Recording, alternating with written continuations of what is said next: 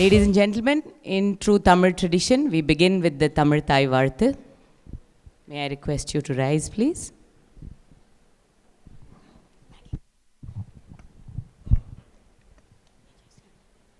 நீராரும் கடலொடுத்த நிலமடந்த கெழிலொழுகும் சீராரும் வதனமென திகழ் பரத கண்டமிதில் தெக்கணமும் அதிசிறந்த திராவிடனல் திருநாடும் தக்க சிறு பிறை முதலும் தரித்தனரும் திலகமுமே அத்திலக வாசனை போல் அனைத்துலகும் இன்பமுற எத்திசையும் புகழ் மணக்க இருந்த பெரும் தமிழனங்கே தமிழனங்கே உன் சீரிலமை திறம்பியந்து செயல் மறந்து வாழ்த்துதுமே வாழ்த்துதுமே வாழ்த்துதுமே. Yeah, go ahead. We're going to start by telling you a little bit about our work, after which I will request one of our esteemed board members, Satya Prabhakar, to tell you a little bit about what we do and what we did in the year that is just about to finish. Thank you. This is Sithalapakam, where United Way of Chennai undertook a holistic intervention to improve the lives of its residents.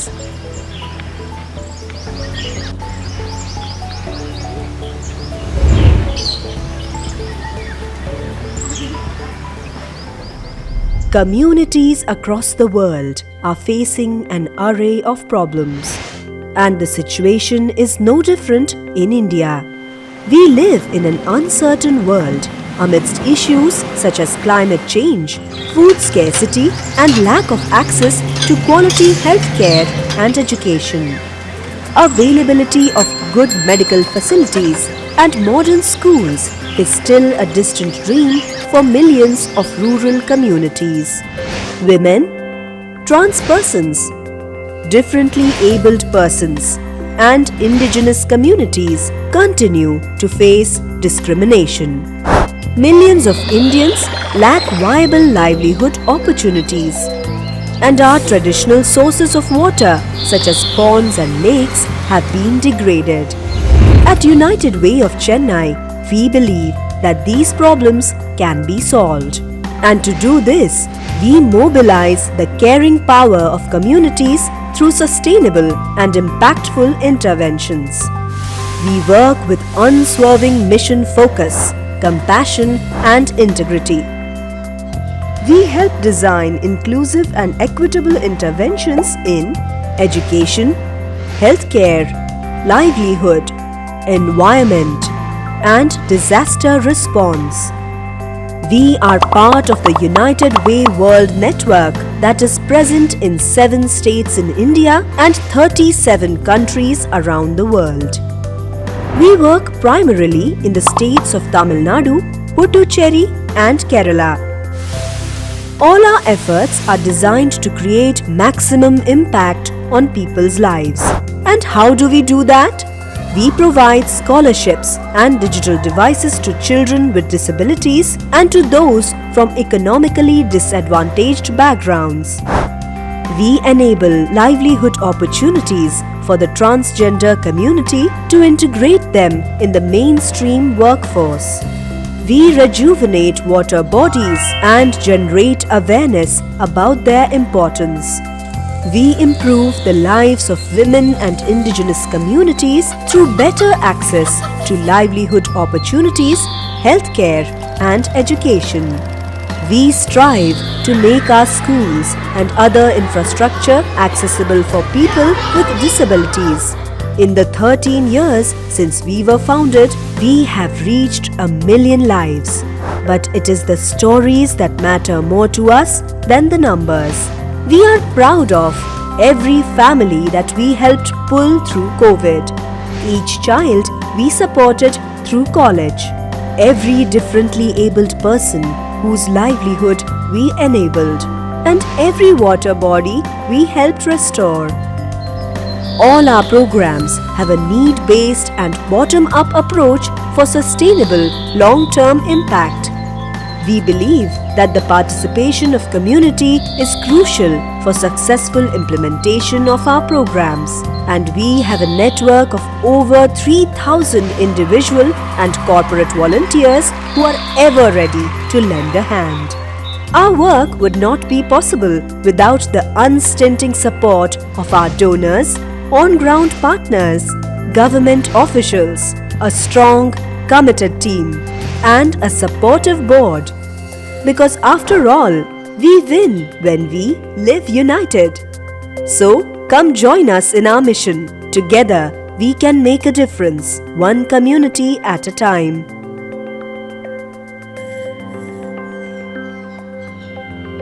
To get involved and to get in touch with us, scan the QR code.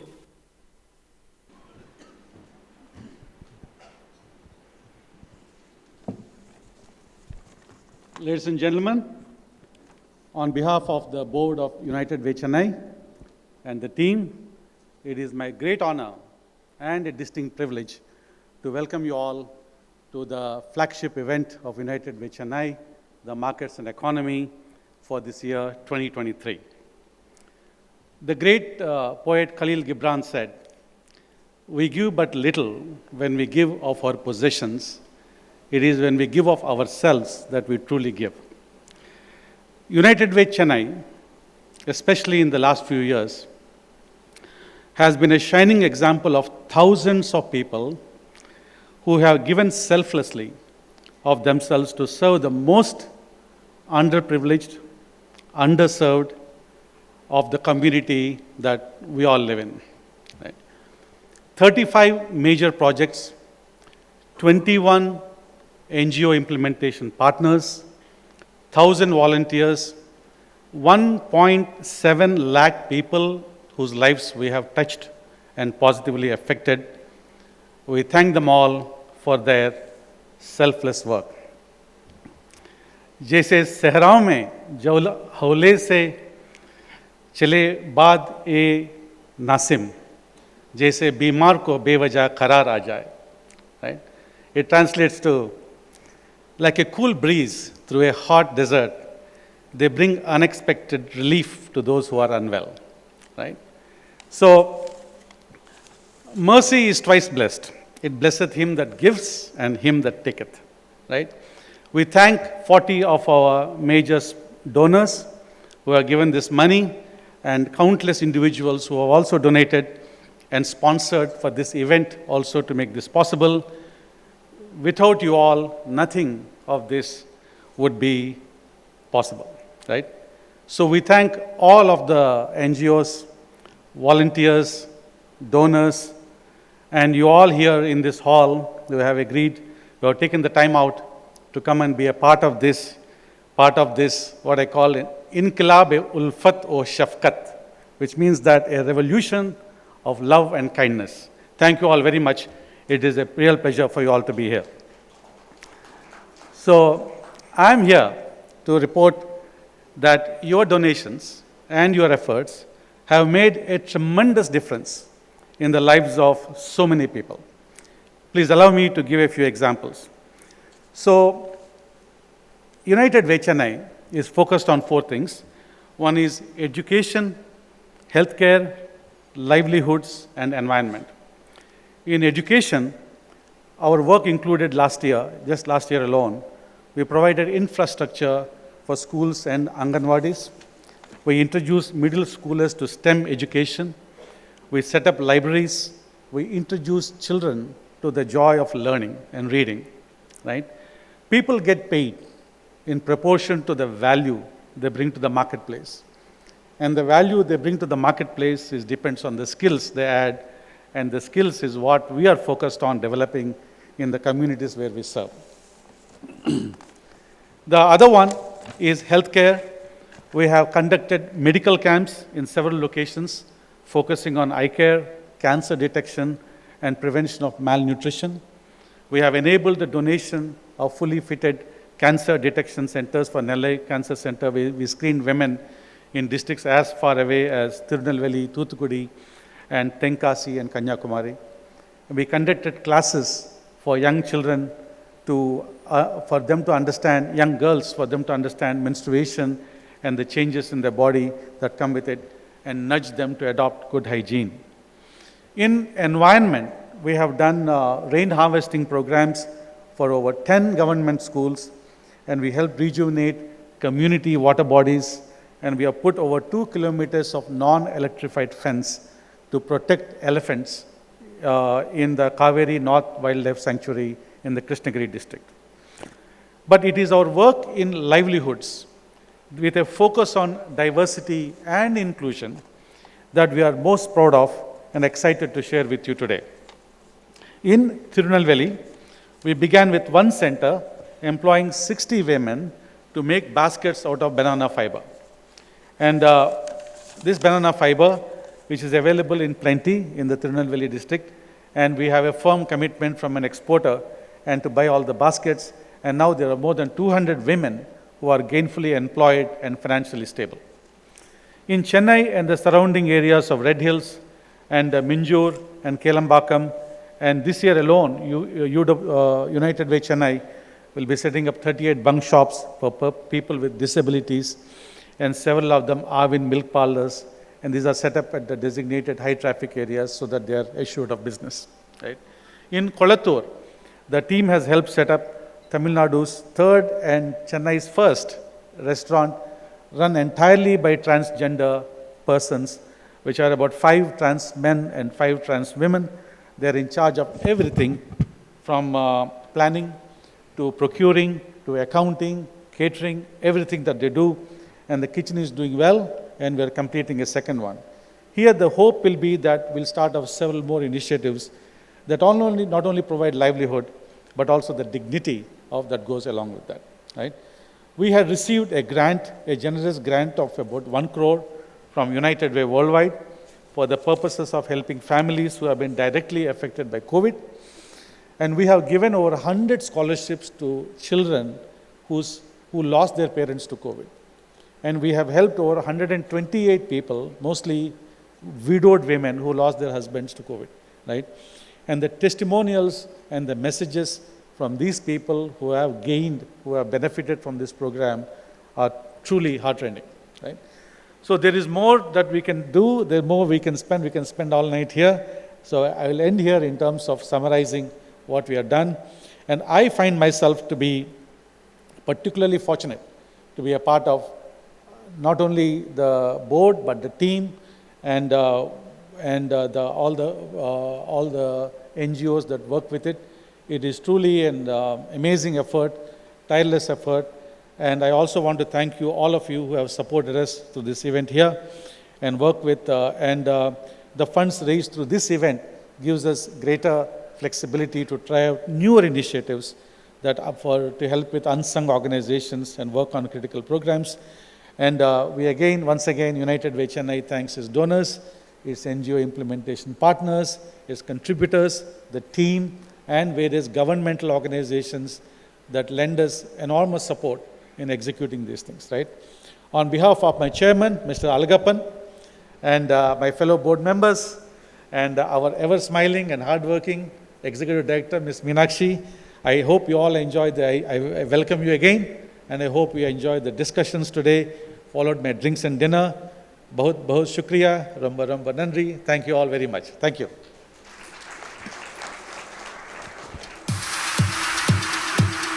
Thank you, Satya. Thank you so much. I was just thinking to myself that slowly Chennai is becoming multilingual. I was able to converse so effortlessly in Hindi with so many of our guests here, but the program will be in English. So I invite my colleague Nandini to introduce our first keynote speaker of the evening, Mr. Sanjeev Sanyal. As soon as Nandini invites, Mr. Sanyal, the dais is yours. Introducing our keynote speaker, Mr. Sanjeev Sanyal, who is currently a member of Economic Advisory Council to the Prime Minister. Prior to this, he was the Principal Economic Advisor to the Finance Minister for 5 years and the co-chair of the G20's Framework Working Group.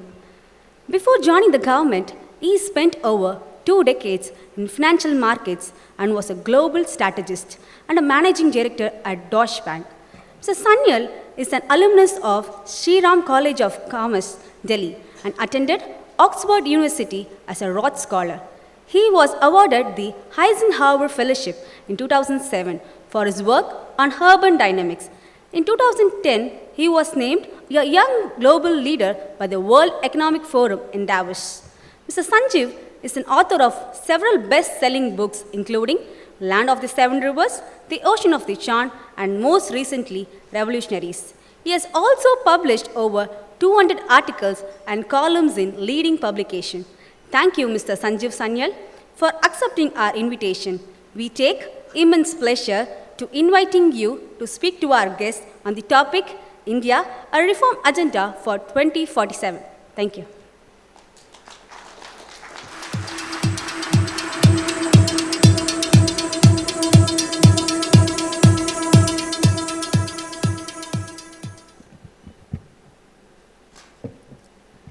Good evening, ladies and gentlemen, and let me begin by thanking United Way Chennai for giving me this opportunity to speak to all of you. Now, I've been told I have 20 minutes to solve all of India's problems, which should be more than adequate. So rather than bore you with long lists of data and my views on what the economy is going to do or not do in the next few quarters or even years, I thought it would be a more fun thing to do, since we are meeting face to face, to give you a flavor of how we in the government think about the long term as far as policy making is concerned. So then, hopefully, when we do whatever we do, you will not think that we are completely crazy.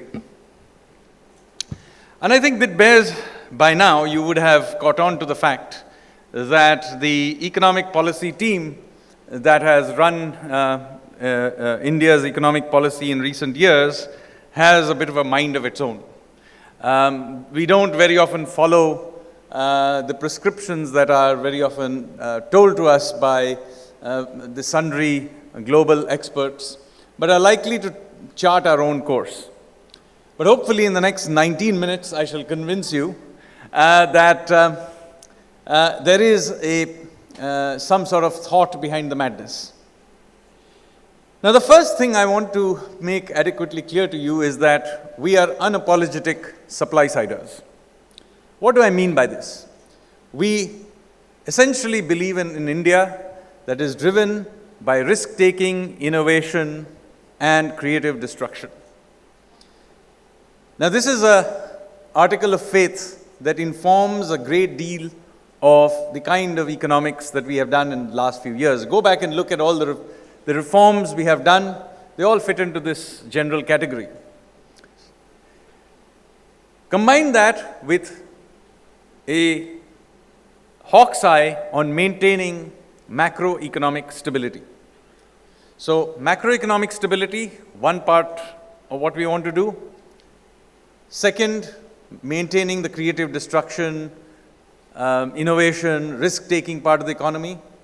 And the third sort of part of the triangle is ensuring that there are safety nets for the poor or those who happen to fall off the edge, and to ensure that certain amount of feed-through passes through from the wealth generation to the very poor, so that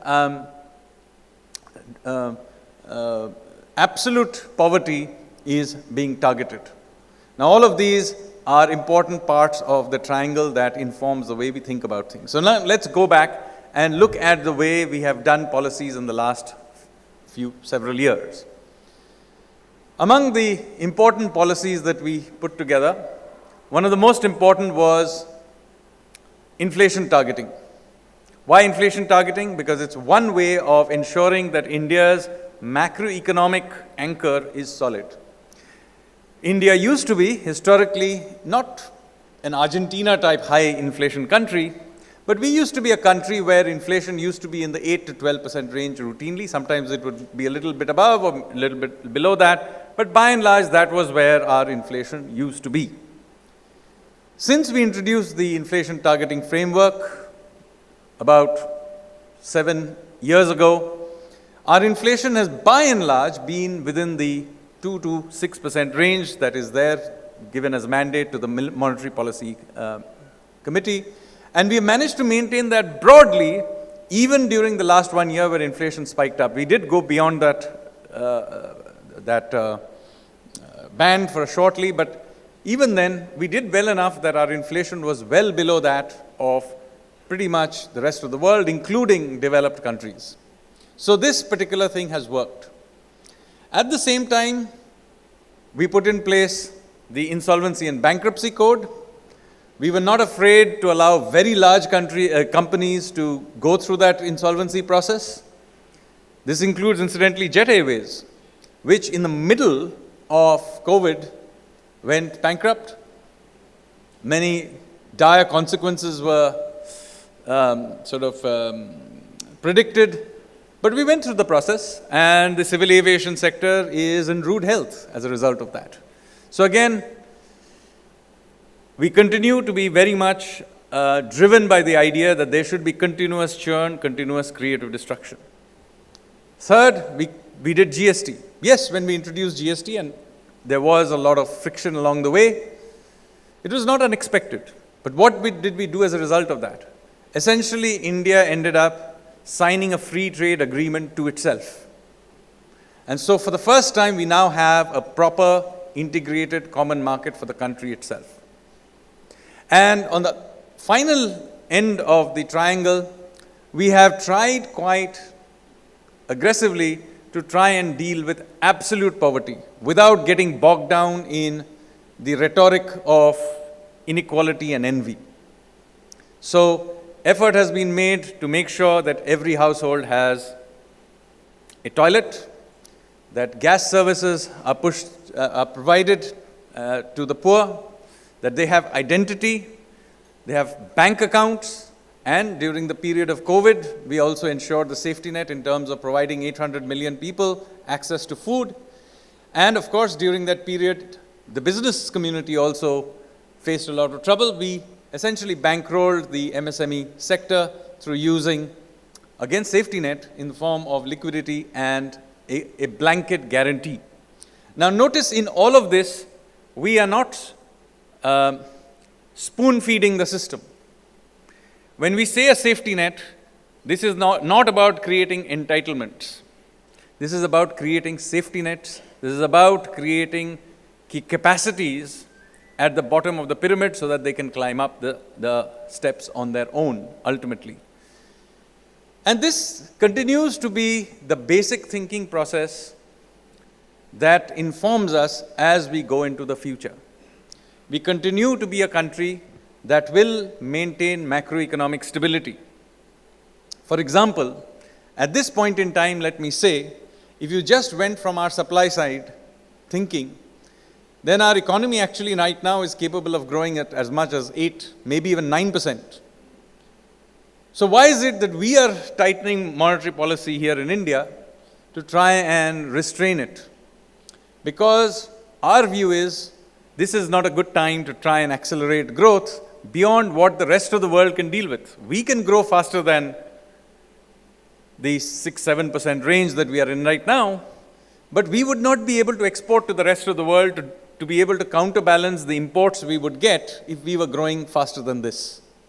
So what are we doing? We are actually restraining from a macroeconomic responsibility perspective such that we are able to weather this period of slowing global growth. Because this is our judgment at this point in time about the amount of pressure that our external accounts can take at a time when pretty much the rest of the world is slowing down. In fact, very latest numbers will also show you that exports are particularly goods exports are actually declining at this point in time, and therefore we have to make sure that we do not grow so fast as to suck in so much imports that our external accounts begin to wobble. 1 or 2 years with slightly slower growth does not matter. Most importantly, maintain macroeconomic stability. In the same thinking, we continue to look at creating country where innovation and risk-taking is key to how we make our way into the future. And you may have seen that even at the height of COVID, we continue to carry out structural reforms. We opened up the space sector, we opened up the geospatial sector, we opened up the drone sector, we privatized Air India and kept doing. Why did we do this? Because throughout this COVID period, our view was very clear that the post-COVID world will not be a re-inflation of the pre-COVID world. It would involve its own geopolitics, its own technologies, its own consumer behavior, its own supply chains, and so on. Which meant that we should be prepared for a post-COVID world that would be radically different. Now, the problem is, as policymakers, we can't quite make out how that will evolve, because, of course, many things are going to happen. So rather than waste our time trying to work out exactly how the world is going to pan out, what we did is try and open out as much of the economy and make it as flexible as possible so that whatever happened into the future, we would be able to respond to it as best as we could. This is very different from the demand-oriented reflation that the other countries in the world were doing. And of course, as you remember, we came under a lot of flack for doing this particular approach. But the result of this is we have a lot more flexibility in our economy today than we have had in the past. In fact, compared to virtually every other country in the world.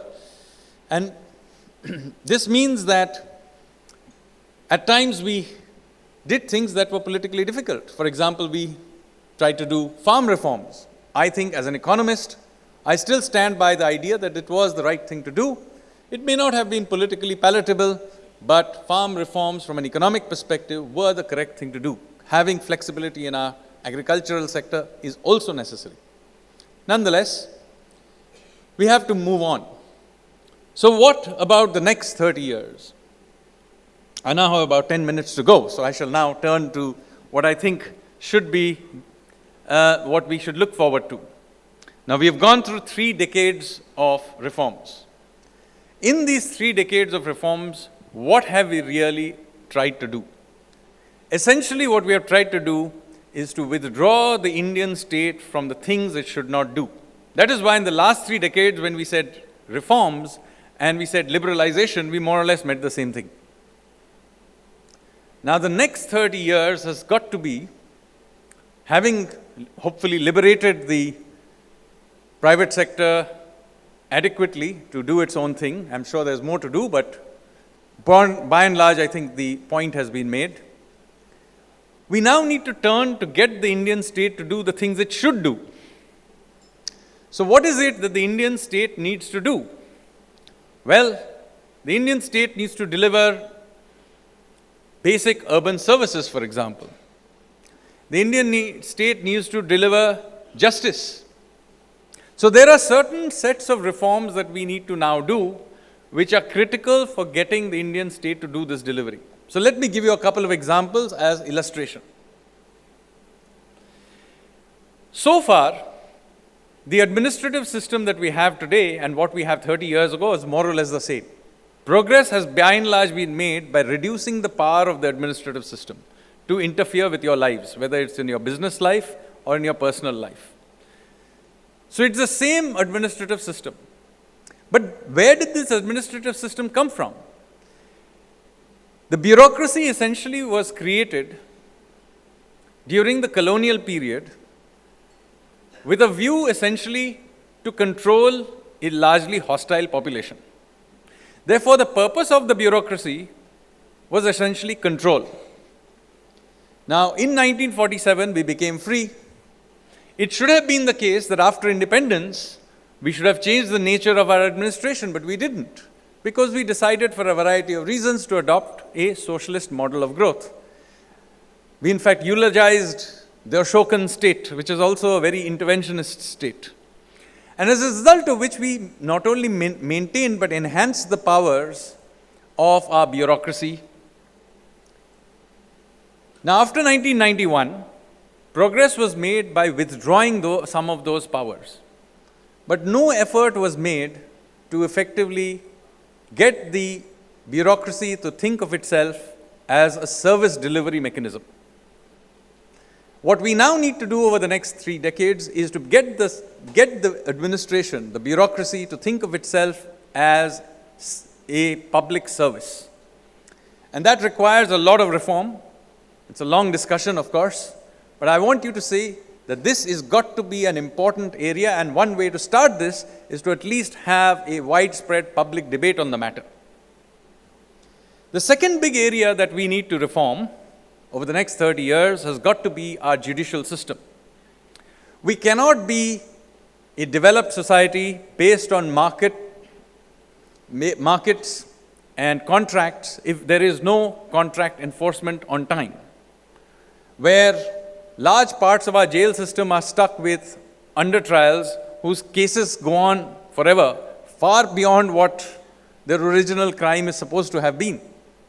To be a civilized country, we need a civilized judicial system. And that is another major area that we need to reform. 40 million cases stuck in our judicial system and rising is not the way that we are going to be a developed country by 2047. So another major area that we need to reform. While these we need to do in the longer sort of cycle, let me say there are things that we need to do, continue to do for the time being. And one of them is already in process, which is to radically upgrade our infrastructure so that our own lives as well as our business activities and our competitiveness, etc., gets upgraded to levels that we as a country, as hopefully by the end of this decade, a major global economy should aspire for. And that is a reason that you've seen in the budget, repeatedly we have increased the allocation to capital expenditure. From the central government, you may have seen the latest budget ramps it up by 33%, but remember that this is on top of several years of ramping this up. So cumulatively, there's been a dramatic ramping up of infrastructure. Over time, our airports are now world-class for the most part. Some parts of our highway system are getting to be world-class. We will have the 5G rollout. Of course, much of that is from the private sector. Nevertheless, it's going to get rolled out and will hopefully provide you world-class 5G services. Our ports are getting improved, and so on and so forth. So, big ramping up of infrastructure that is happening across India. Much of this so far has been intercity. Now, the next stage has got to be to begin to ramp up infrastructure inside the cities in terms of the way we invest in public spaces, in the way we invest in transit-oriented development, in the way we look after water bodies, and so on and so forth. So this has got to be a major area of work. Another area that we need to pay attention to is also on the environmental front. A lot is said about climate change, and that is indeed important. We need to carry out an energy transition. In fact, we need to do this energy transition even if there was no such thing as climate change, for the simplest reason. We are a country that is not really blessed with hydrocarbons, but we are blessed with sunshine. So even if there was no such thing as climate change, we, as a national strategy, need to make this transition. Of course, this does not mean that we are going to simply abandon coal and gas, etc. overnight. We will maintain a certain mix. But we will make this transition, and for that, a lot of big investments are already happening for things like green hydrogen. You may also have heard that we have just discovered that we happen to be sitting on the third largest reserve of lithium in the world. We didn't know that, evidently, till now, but again, going to help us in that transition. So, a very major area, but there are other areas that we also need to think about on the environmental front. Again, the management of water bodies is a very, very important part of this story. So is how we manage plastics. I don't have too much time left, but let me say that I think the plastics emergency is a very serious one. Plastics are now entering everything. They're entering our food. They're now all inside. Microfibers of plastics are inside our bodies. And this is going to be, in some ways, the health crisis of the 21st century. Our oceans are covered in plastic, our forests are covered in plastic, our agriculture is covered in plastic, our lives are just consumed with plastic. Just like there is now a major response towards carbon-based electricity, I can tell you that before the end of this decade, there's going to be a big backlash against plastics. Again, it is an area where we can play a role by thinking of alternatives. There's investment that has to happen in natural fibers and traditional systems, but also in completely new systems that will replace these plastics. So with that, let me say, since I have almost no time left, that I have hopefully given you some flavor about how we think about policy. The idea here is to tell you that the government is there in order to provide all the resources and space and support that the private sector needs in order to make its way forward into this unknown next 25, 30 years. I do not think the government will provide leadership in the way in the old days you would have, the planning commission telling everybody what to do. That's not how we think about policy making anymore. The role of the government is very clearly to provide leadership where necessary, infrastructure where essential, and to provide you with a stable playing field where you, the private sector, can take this country to where it needs to be, which is, first of all, to be the third largest economy before the end of this decade, and hopefully the world's largest economy by 2047. Thank you, ladies and gentlemen.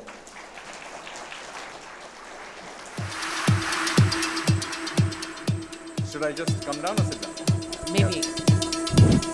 Thank you very much, Mr. Sanyal. I'm sorry, I didn't mean to be such a school teacher, but I just wanted us to have enough time for a discussion later. So, ladies and gentlemen, you will find those notepads on your table. Please feel free to add questions. There will be, after Mr. Desai has spoken, there will be they will take questions jointly on the stage. You can give the questions to any of my colleagues that are around. We are all wearing matching saris today, in case you didn't notice. And the boys are very smartly dressed in blazers. So please hand it to any of my colleagues. We'll bring them to the front. And then I request my colleague Sujitra to introduce Mr. Ridham Desai. Introducing our next keynote speaker, Mr. Ridham Desai, who is the Managing Director of Morgan Stanley with 25 years experience at the firm. He heads Morgan Stanley's Indian Equity Research Team, which is the top-ranked team in the country. Mr. Desai has been consistently ranked among the best equity market strategists and analysts in the country during his career spanning over 3 decades. He has represented Morgan Stanley in several public debates on equity market and the economy. He is a regular media contributor and authored several insightful reports. Mr. Ridham Desai is a member of the advisory board of Project Mumbai, a not-for-profit engaged in improving the lives of Mumbaikas. We thank Mr. Desai for accepting our invitation. I now request him to address this audience on why this is India's decade.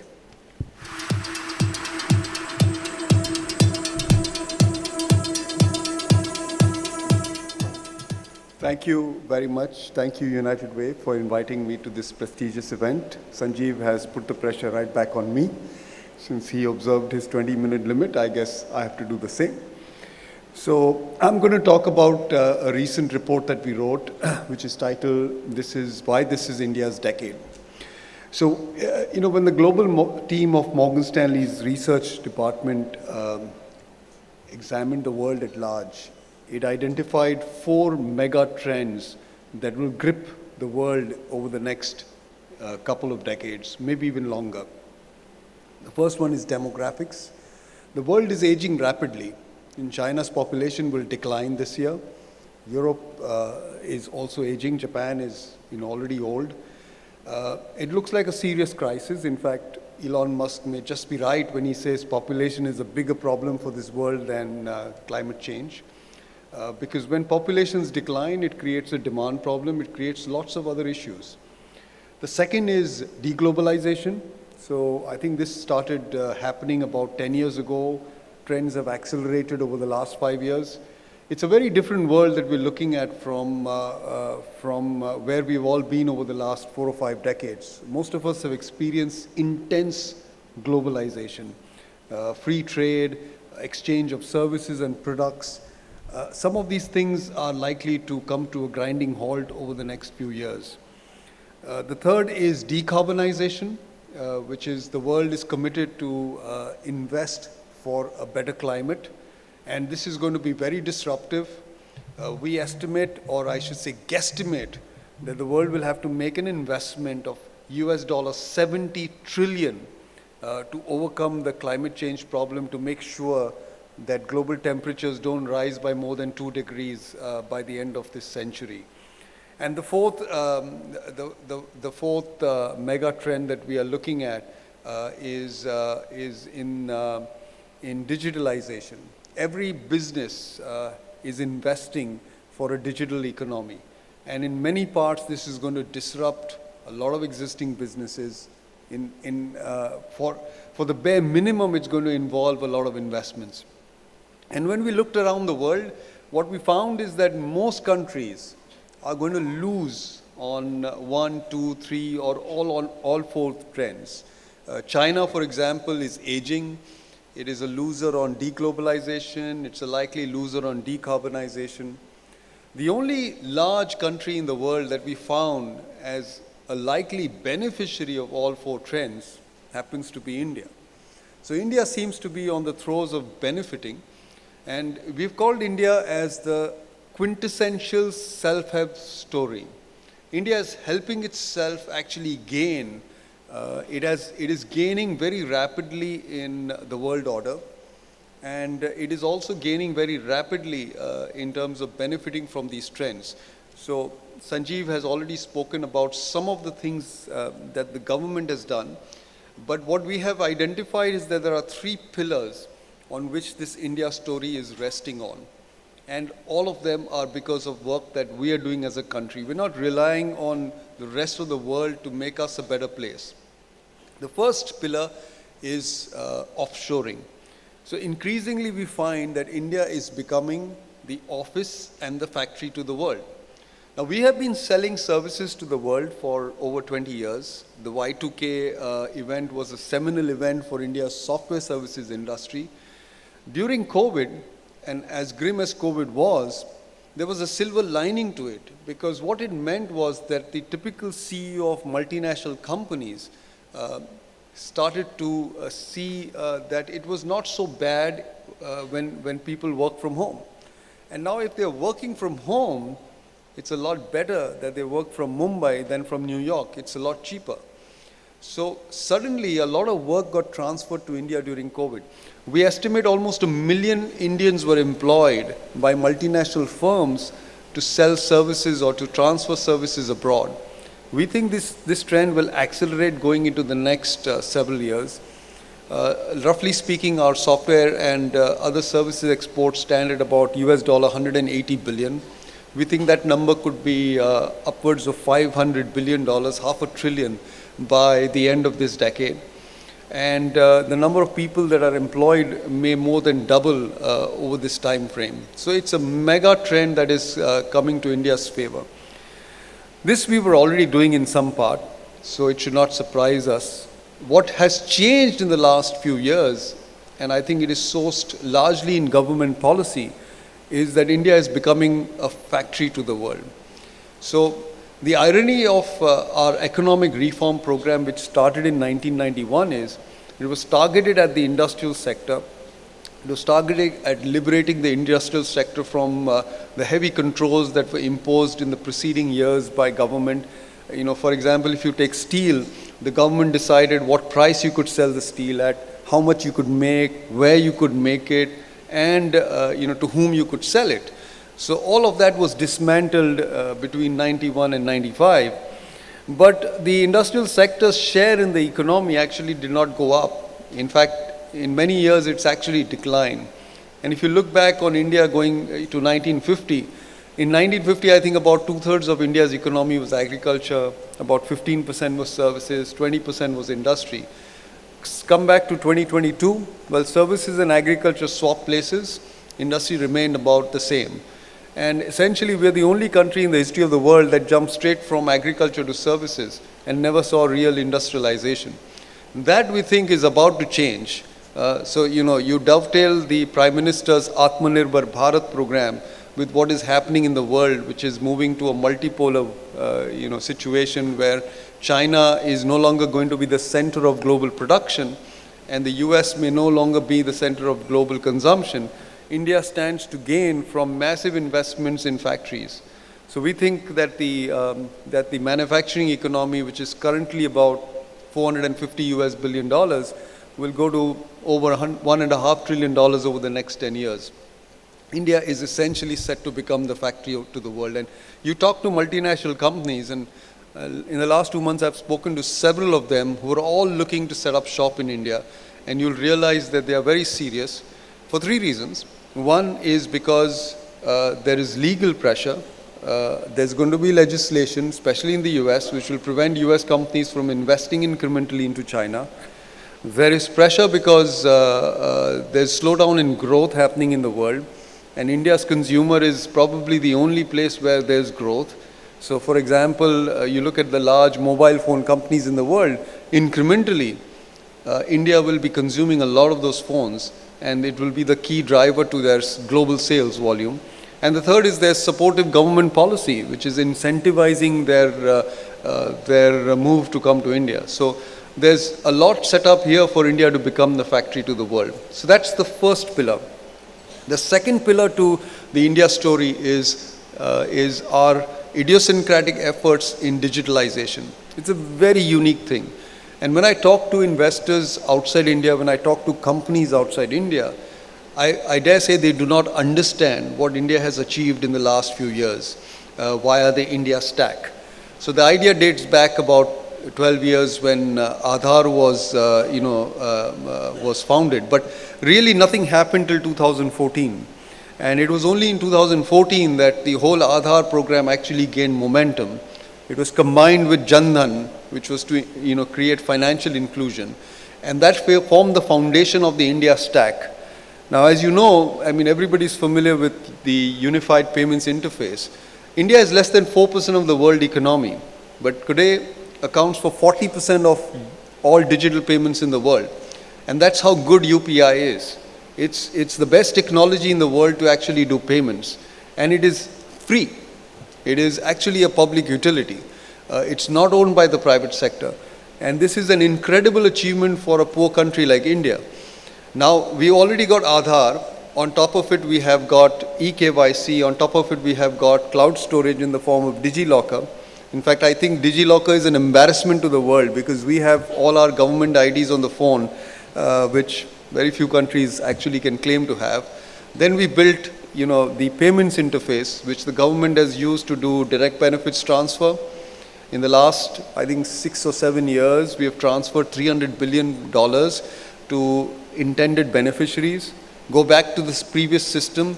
I'd done a rough estimate that between 1985 and 2014, we transferred about $500 billion from taxpayers' money to poor people. And I can say very safely that not much of it reached the actual beneficiary. Much of it was actually siphoned away by middlemen.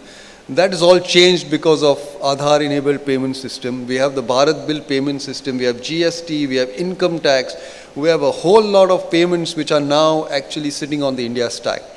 Now, 2 big layers are coming on top of it. One is the ONDC, which is the Open Network Digital Commerce, and that will revolutionize the way India does e-commerce. And then OCEN, which is the Open Credit Enable Network, which will change the way India lends and borrows money. I will not go into greater details here, but I think you can find a lot of details on the net. But ONDC will, in my view, change the way India shops. It will lead to the onboarding of merchants far and wide India, which has not happened as yet. It unbundles the experience for the consumer. So if you think today, when you go to an e-commerce website, the e-commerce company decides what you can buy, from whom you can buy it, how you pay for it, and how it gets delivered. Under ONDC, this experience gets unbundled. And you will have many more product choices from many more vendors. You will have many more payment mechanisms and many more delivery mechanisms. And you know, as I keep telling a lot of foreign investors who understand this a little better, because they identify with the Taj, I said that the small shopkeeper, the thelewala sitting outside Taj, has no ability to sell his stuff in Chennai or her stuff in Chennai. That will change with ONDC. And then OCEN, which is the Open Credit Enabled Network, will change the way banks lend money. In India, hitherto banks have lent money on the back of a security. And that is why credit is not ubiquitous. Most people do not have a security to provide to a bank and therefore are not in the formal credit system. They borrow money at multiple times the interest rate in the country from private money lenders. Because India Stack has got all the data, it's got your payments data, it's got your tax data, banks will be able to use that data to make credit decisions. So it's about to lead to a revolution in India's credit. So that's the second pillar on which the India story sits. The third pillar is energy transition. We are a signatory to the Paris Accord. We have made commitments at COP26. We're going to move a lot more to renewable energy. But the one big difference that India has with the rest of the world is, unlike the Western Hemisphere, India's energy consumption will grow over the next several years. See, right now, the average Indian consumes about 800 watts of energy per day. And this is excluding food. Just for comparison purposes, that number is 9,000 watts in America. And just to explain what 9,000 watts is, that's what a 30-ton primate would consume as food. There are no 30-ton primates in the world. That's about 6 African elephants. That's the average energy consumption an average American does. It includes everything, by the way. It includes your commute, includes air conditioning, heating, etc. The number in India is 800 watts. And the reason why it is so small is because access to energy was not there. In the last few years, we have managed to electrify every single village in this country. Now suddenly there is access to energy. When there is access to energy, there will be increased energy consumption. And as we know, it's a virtuous cycle. Higher energy consumption means higher growth, means higher energy consumption. Therefore, we think, and I think we may be conservative about this, that the per capita energy consumption in this country will rise by over 60% in the next 10 years. So we'll be one of the very few countries in the world which will see rising energy consumption. The after effect of this is that we don't need to destroy our fossil fuel capacity. We'll just add on the renewable capacity, and that's how we'll get to our COP26 target. So energy transition for India is not disruptive. Now, by the way, when we get there, it will change our external dynamics. It will reduce our oil dependency. It will reduce inflation volatility. It will make Indian cities a lot cleaner. So there are multiple implications of this. It will also involve a massive amount of investments. We think about $750 billion US need to be invested, and we see that investment coming in the next 10 years. So these are the 3 pillars on which the India story stands for the next 10, 12 years. And it's built on 4 foundations. So the first foundation is the multipolar world thesis, which is the world is moving away from China as a center of production, is looking for other places. Now, a lot of people tell me Vietnam. People don't realize Vietnam is a $300 billion US economy. It cannot take $500 billion of FDI. It's so small. We can. So when the world is thinking size, when it wants to set up big factories, India is going to be a favored destination. So that's the first foundation. The second foundation is Aadhaar. It's a unique technology. Nobody on the planet has it. And it has got multiple implications on how India's growth will pan out. The third foundation is our signature on the Paris Accord, which means we are committed to making India a lot more cleaner in terms of energy sources. And the fourth one, very importantly, is government policy. Sanjeev has already touched upon it, but just to recap, in the last 7 years, we've managed to create a domestic risk capital pool, which we didn't have until now. We have managed to create macro stability with inflation targeting. We have reformed our taxation system in a major way. We have lowered our tax rates, especially for corporates, and we are very competitive relative to the world. We're targeting companies to invest in certain sectors through the production-linked incentive schemes. So there have been, and of course we have done RERA, we have done bankruptcy law, and Sanjeev touched upon a lot many other things, but all these policy reforms are coming together to help India become a better investment destination. So a major capex boom is underway. There are 5 implications of all of this. The first one is, stunningly, India will account for 1/5 of global growth in the next 10 years, 20%. This is a very big number. India is only 4%, or actually less than 4% of global GDP right now, and its share will be 5 times that number in the next 10 years. So there's no multinational company that can have a growth strategy without thinking India. Multinational boards are right now discussing India very heavily, and Morgan Stanley runs something called the MNC Sentiment Indicator, which is a machine that reads into the reports of several thousand multinational companies, and it detects the commentary and then grades that commentary on the basis of whether it's good or bad. And the sum total of that is a sentiment indicator that the machine plots for us. And that's been going up like this. It's at all-time highs. China, by the way, has gone down like this. The gap between India and China is at multiple year highs.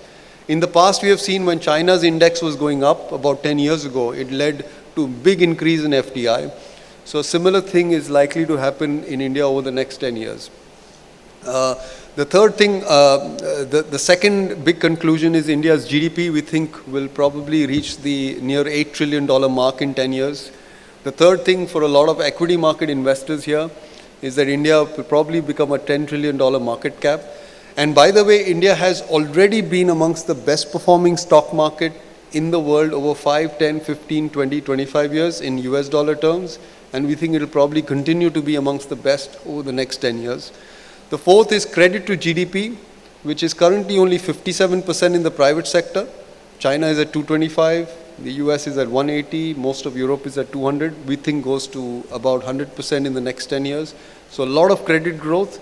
I keep kidding about this, and I was saying this to somebody earlier today, that my father never borrowed money. I have not borrowed money, but my daughter is going to spend her future, because borrowing is now going to become a lot more ubiquitous in this country.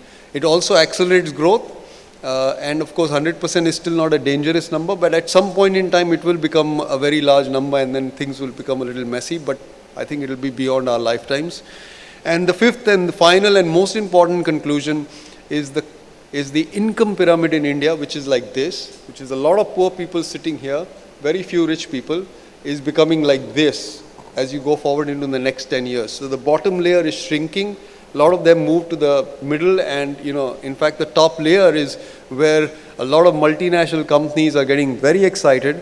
Today India has 5 million households that we classify as rich by global standards. That number we estimate goes to 25 million. That's a staggering growth.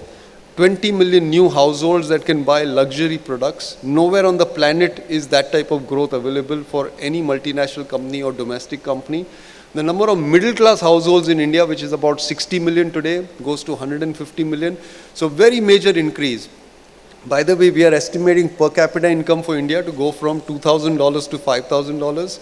China was at $2,000 in 2007. It went to 5,000 in 5 years.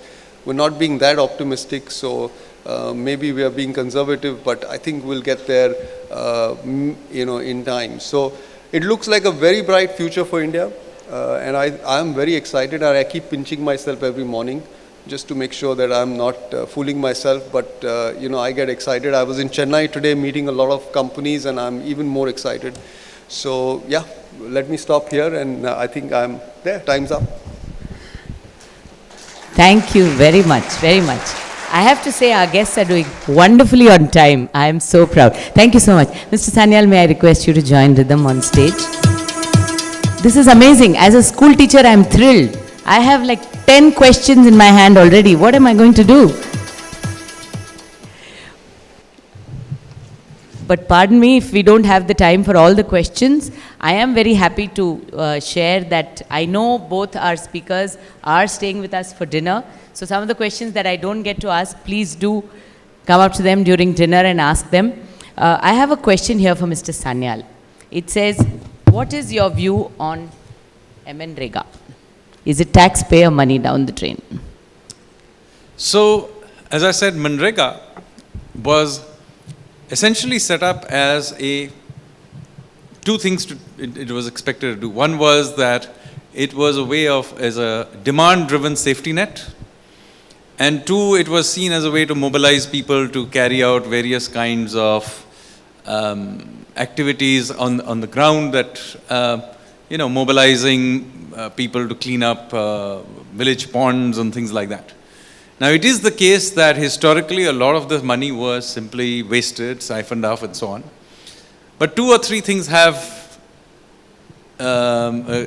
be said about this. First of all, that it does still play some important role as a safety net. That's why I kept our game is to move away from it, but maintaining a safety net. Now, can we think of a better safety net? Maybe. But this exists, and while we are exiting out of the world of where people need that low-level safety net, I think there's no point in recreating yet another safety net at that level. We may need to create another one a little higher up, which will be of a different nature. So my own view is, for the time being, let MNREGA be. It will over time become irrelevant as we become richer, but no point in wasting time building another one at the subsistence level, which is where it's really aimed at. Meanwhile, we have reduced the leakage in it dramatically, thanks to the JAM Trinity that Ridham was also talking about. So it is, as I said, it serves a purpose. It's not as leaky as it used to be. And some systems have been introduced to be able to create useful assets with it. For example, the Prime Minister's, what is it called, Gram Sadak Yojana and so on. So some amount of actual assets on the ground are actually getting done with it. We have much better ways of keeping track of it, thanks to the ability to take photographs, and monitoring has improved using technology. So I would argue that if I had to design it from scratch today, I would maybe find some other way of doing it, but given what it is today, and given that we should now begin to think about creating safety nets a notch above it in a few years, that is what I would rather put my effort into. For now, this serves the purpose. Thank you. Ridham, I have a question for you, and perhaps connected to that also we could ask Mr. Sanyal for his views on labor reform.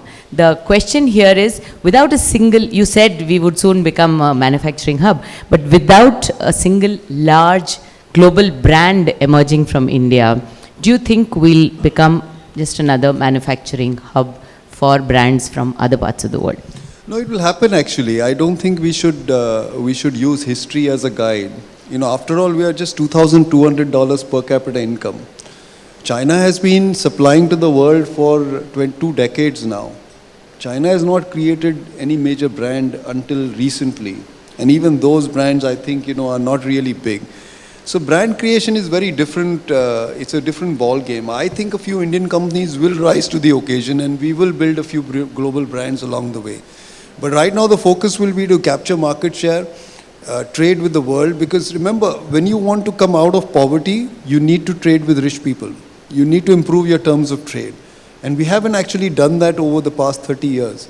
Our market share in global physical goods exports stagnated for a long time at 1.7%. In the last 2 years, it's gone to 1.9.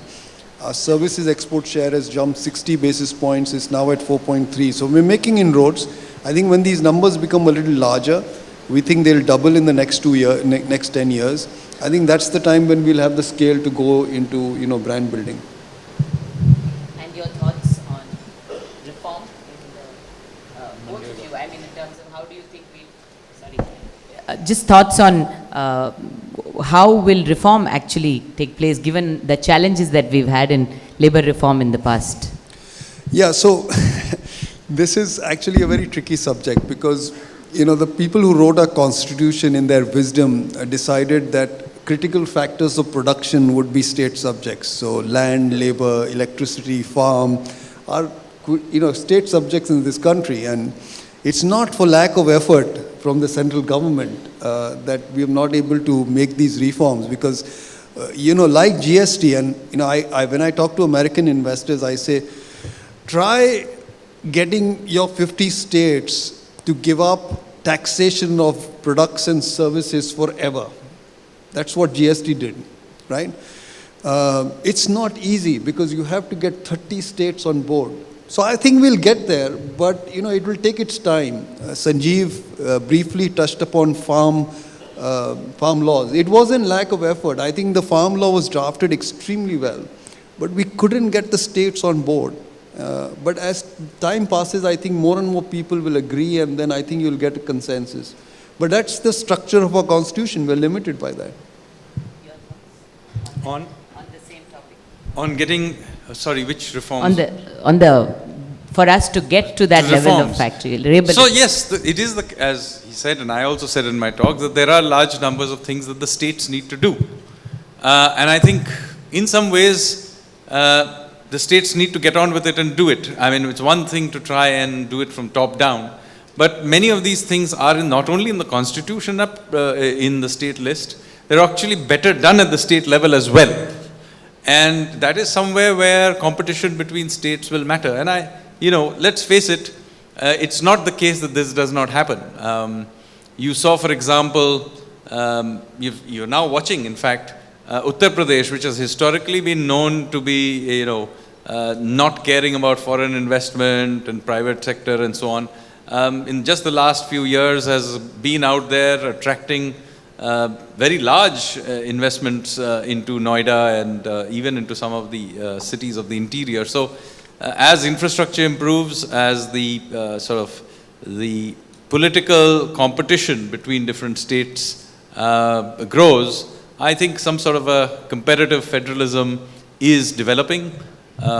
It is the case that people do push states to compete with others, and you saw even with, I think, recently when different states were trying to compete to get the fab plants to come, so you saw that. Even states ruled by the same party sometimes, like Gujarat and Maharashtra competing with each other, I think it's a great thing. So ultimately, competition is a good thing. So opening it up, competition, I think, yeah, Ridham, you wanted to add something? Yeah, no, I think the phrase competitive federalism was coined, I think, 7 or 8 years ago. And the idea is now gaining ground. So I think that's how these factors of production will get reformed. So it's not necessarily just law change, but the fact that, companies will find it easier to do business. So there will be ways to bring this to you. Mr. Sanyal, there's a question for you. Why is the government not making a start in taxing personal income from agriculture above a certain threshold? So there are several issues with it. One part of it is that Constitution suggests that it should be done by the states. So that is one part of the thing. My colleague Vivek Debroy has occasionally brought this issue up. But there is a practical thing that you should know. Actually, despite all what you have been told in the Bollywood films from the 1970s, the country actually does not have a very large number of very rich farmers. There are rich people living in rural areas, but most of them make their money by doing something else, being transporters or land development or mining or something. There just isn't that many rich farmers in the country except in maybe 1 or 2 states. So given that that is the context, and given the effort that will have to go into trying to figure out where these people are and trying to tax them, I don't think the bang for the buck is very high. The main thing that you will get out of this is that it will block off maybe some loopholes for allowing non-farm incomes to be claimed as farm incomes and consequently not taxed. Now, that loophole is very easily plugged without having to get into a long and complex and politically charged conversation about taxing agriculture. So the question is, why do you want to do this? Well, is it going to give you a lot of money? Actually, no. The just farm sector, as you know, is already barely 12-13% of the economy. It's mostly very small farmers. So once you go down to how many people actually, rich farmers, you expect to pay taxes, it'll be just a ridiculously small number. The amount of effort to figure out how much they are earning from it is just too high. It's a waste of time. As a loophole, I agree with you. Fairness also maybe another reason you want to do that. Fairness is a longer conversation, but the loophole part of it is also, again, reasonably easily plugged, because if somebody is showing that they're 3 acres of land and getting 5 crores of income every year from that 3 acres of land, it's not that difficult to try and prove otherwise. Thank you. Ridham, there is a question here saying, what do you think is the next big revolution in the markets that you see? Like how we've had the India stack, we've had the digitization. What do you think is the next big thing coming? And then somebody's asked a question, I don't even know, they say India seems to be the only country that's betting big on green hydrogen. Nobody else is talking about it. No, that's not true. That's not true. Europe is working on green hydrogen. I know a lot of projects on green hydrogen elsewhere in the world. So India is not the place that's doing green hydrogen. There are debates around green hydrogen, but there are a lot of countries around the world that are doing green hydrogen. So it's not true. And there is no reason to believe why India can't take the lead. I mean, India has, one of the largest energy companies in the world. So if it is at the forefront of green hydrogen, it should not surprise people. What's wrong with that? Right? So I don't think that's a problem. Your first question on the next big thing, I could never have anticipated India stack. So am I going to anticipate the next thing? I don't know. But, let India stack happen. There are some big surprises coming there. And I think the story is still not finished over there. So I think that's certainly happening. But I think what could surprise us on the upside is the amount of foreign money that will come into this country over the next 10 years. I think it will be a staggering amount of money that foreigners will want to put into this country because they want access to the Indian market. They want ability to build production. It will, I think, therefore surprise us on the upside on how employment shapes up. A lot of people have this problem that we are not generating employment. I think that debate will probably end in the next few years. So I think those are the few things that we should watch out for. Thank you very much. I'm actually going to share these questions with you in the interest of time. I will say there are questions about when will we wipe out the revenue deficit, and why is India not privatizing more airports? What do you think is the most significant change after COVID in the world? So I'm actually going to share these with you in the interest of time, because I know one of our guests has a back-end constraint, and I hope you'll be able to answer these questions. Whoever asked them, please feel free to walk up to them at dinner time and share your question. Thank you so much once again. It has been a wonderful 1 hour, and I wish we could go up. See, even the monitor tells me time's up in red. I wish we could go on for longer. But please do stay with us to the end of the program. Please do have dinner with us. Thank you so much for being here. I'd like to request my colleague Rosie to just share with you a little thank you from us. As was mentioned in Mr. Sanyal's little introduction, his most recent book is Revolutionaries, and it's an incredible book. I bought it, I picked it up yesterday at MOP Vaishnav College, and you have to see it to believe how students were mobbing him to understand the role of the revolutionaries and the forgotten heroes in India's freedom struggle. So, but for anybody who wants to learn about India's history and geography, you have to read his books. Yes, absolutely. And he writes very well. So I've read the book, so I know.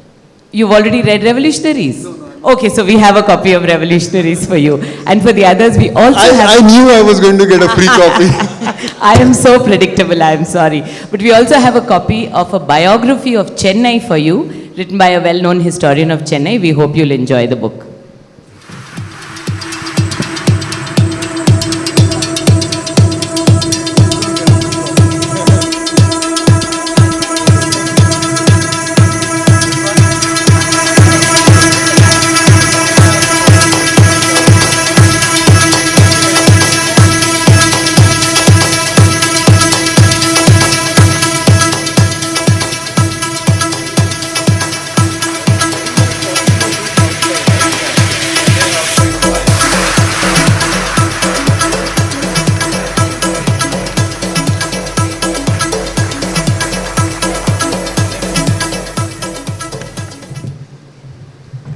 I will take the liberty of 10 minutes to share with you our gratitude for some of our partners who enable our work.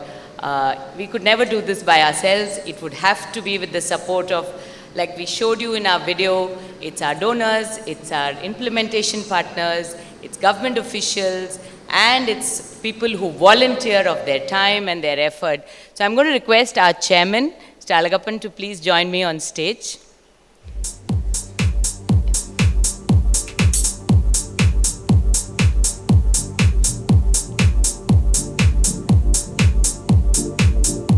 So when we started our work around the communities in Chennai, there's obviously so much to be done. And you wonder, what is that project which we can start with first? Do we do the water body? Do we do a school restructuring and refurbishment? Do we do, please come. And then we were fortunate to find this year a CSR partner that said, we want to do them all. We'd like to look at this community in an integrated form because our office is here and we pass this way every day to work and all our employees live in this 5 to 10 kilometer radius. So please tell us what are the various projects you can do for this community and we'll support all of them. So they helped us refurbish 4 Anganwadis within a 5 kilometer radius of their factory. They helped us to put up 100 solar streetlights on a stretch of the road which wasn't getting well illuminated. And they helped us to rejuvenate a water body which needed to be dredged. The whole area was starting to become like a haven for unsavory elements. It's now well lit. People take a walk around the place. It's become a safe haven for the community. And this is the community of Sittalapakam that you saw in our video. And I'd like to call upon stage Mr. Ramesh from Simrise Private Limited to receive the award for our best donor partner from our chairman, Mr. Alagappan. Mr. Ramesh is here with his colleagues. I think Christopher is here too. Christopher is our go-to person. Christopher, please come.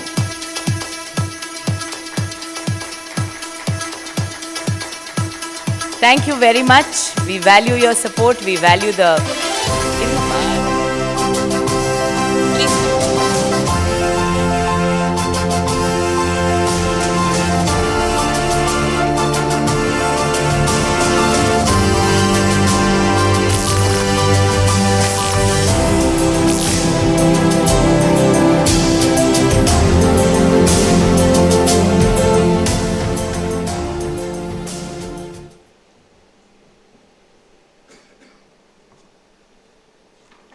Sorry, we call them the 360-degree awards. I'm remiss in not mentioning that.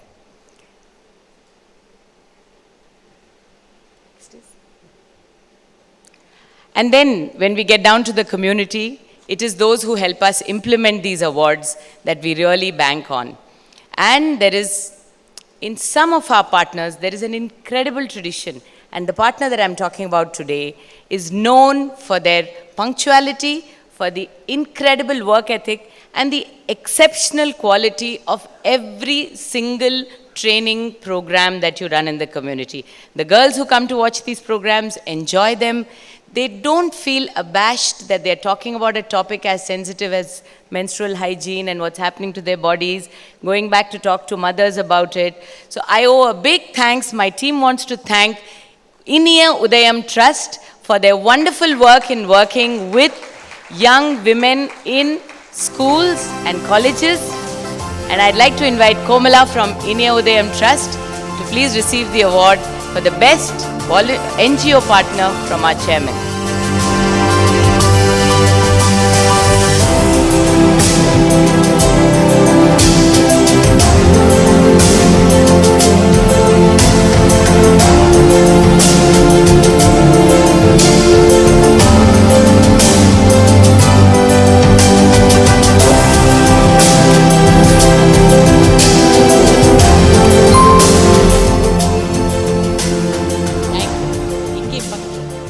As Satya so eloquently put, more than those who give of their wealth, it is those that give of themselves that we are truly proud and we truly cherish.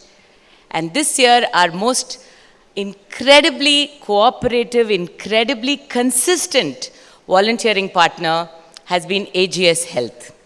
Every single activity that we propose to them, they have said, yes, we will do it. Whether it is painting in the community, whether it is helping us make paper bags for sustainable enterprises, whether it is recording audio books for the visually challenged, they have agreed and come in big numbers to do every single activity.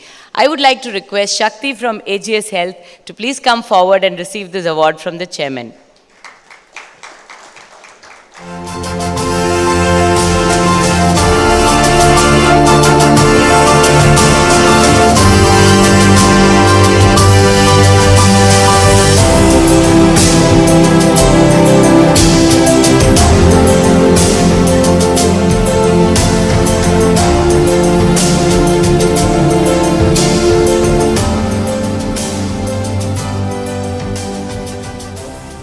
And now I'd like to thank someone who was instrumental in helping us expand our footprint significantly beyond Chennai.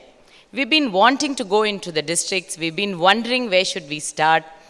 And then it happened that we had the support of a donor who said, why don't you look at the banana fiber project for employing women? Self-help groups came together. And then starting from that, and then to a program where we picked children from private schools, but that were admitted to the school under the RTE category. We said, let's support them. Then we had this COVID program where we identified families that had lost breadwinners. In every single program, we had the most extraordinary cooperation from the district administration of Tirunelveli. And today it is my privilege and pleasure to share with you that the collector of Tirunelveli at that time is here with us. I'd like to invite V. Vishnu, IAS, to please join us on the dais.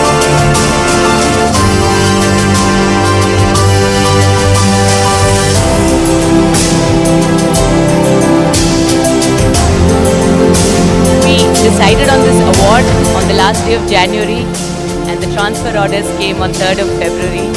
Vishnu is now back in Chennai as MD of Guidance Right. But we'd like to place on record our appreciation both for Vishnu in his personal capacity, really going beyond just facilitating all the projects for us. And also we'd like to, when we go next to Tirunelveli, we will be sharing a similar plaque with the administration to show our record. So thank you very much.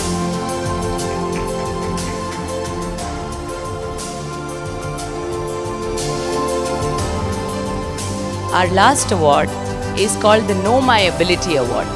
And it is perhaps the award that is most humbling to me personally and to my team. Because every time we put out a list or we ask people to send us nominations for who these awards should go to, we realize that people just go through extraordinary struggles in their lives. Discrimination based on physical ability or the lack of it, discrimination based on income segments that they come from, discrimination based on sexual orientation. That is the hardest. And in that too, we have realized that trans women seem to be slowly getting a bit more acceptance in society. You see them more often. Yes, there is struggle, there is ridicule on the streets, but there is also greater acceptance and more measures are being done. But the plight of trans men is often much harder. The acceptance comes much less easily. And therefore, this year, for our Know My Ability Award, we have chosen as the most inspiring achiever, MX Shivakumar of Nirangal Trust.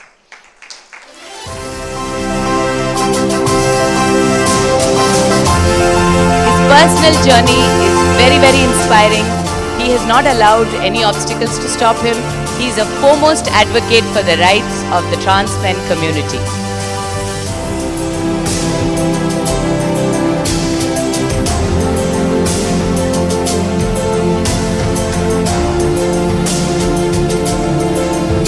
I request all the awardees to please join us quickly on stage for a photograph.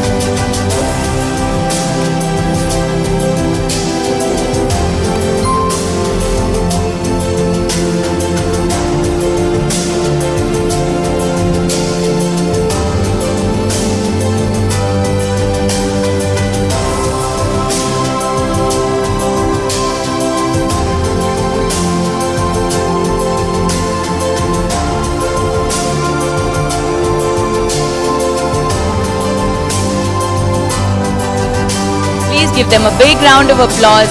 We are because they are. Ubuntu, one of my favorite phrases.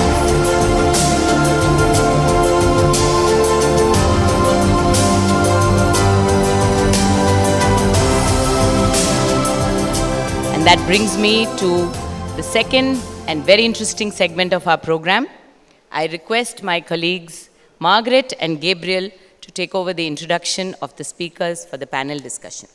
I am happy to introduce the first panelist for our discussion, Harnessing Technology for Inclusive Economic Growth.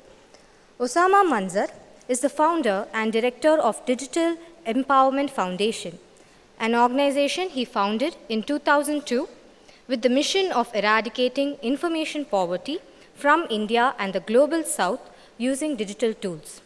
He is a senior Ashoka Fellow, a Chevening Scholar, an International Visitors Leadership Program Fellow of the US State Department, and has served on several boards such as the Association for Affordable Internet, Association of Progressive Communications, World Summit Awards, and Down to Earth. He specializes in creating digital models for poverty alleviation and has traveled to more than 10,000 villages. Welcome, Mr. Osama Manzar. We are honored to have you with us today. May I request you to come to the dais.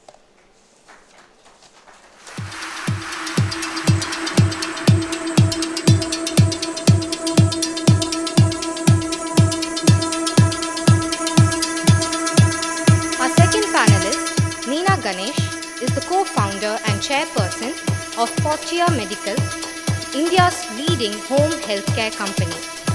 Founded in 2013, the company has 4,000 plus employees and operations across 40 plus cities in India and brings in-home to patients the full range of geriatric, chronic and post-operative care as well as allied healthcare services.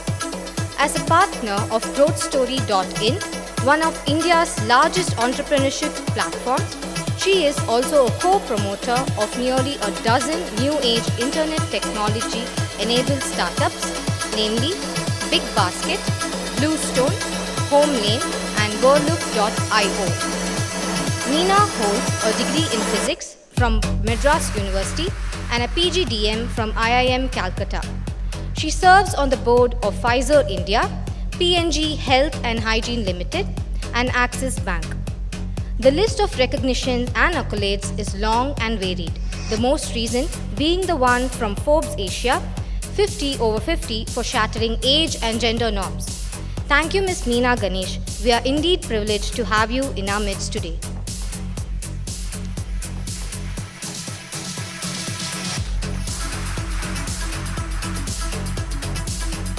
Joining them on the panel is Mr. Amit Jain, an alumnus of IIT Delhi and the CEO and co-founder of Girnar Group, India's leading auto tech company.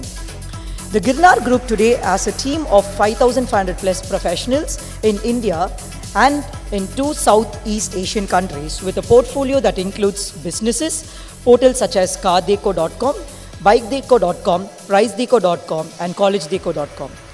Girnar Auto Solutions are used in over 30 countries and Cardeco in particularly has become integral to the Indian auto ecosystem. Hamad's zeal towards fostering entrepreneurship and creating products that deliver a superior consumer experience that has led him to be an angel investor to various internet startups.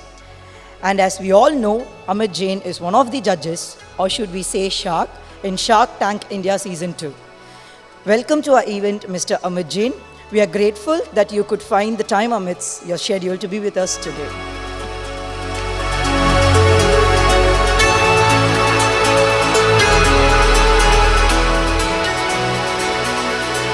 The moderator for the discussion is Mr. Rakesh K. Singh, the Group Head of HDFC Bank for Investment Banking, Private Banking, Marketing and Products.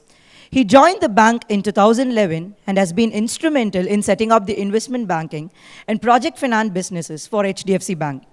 Rakesh has over 28 years of experience in managing client relationships, debt and equity capital markets, structured finance, leverage finance, debt restructuring, and managing proprietary investments.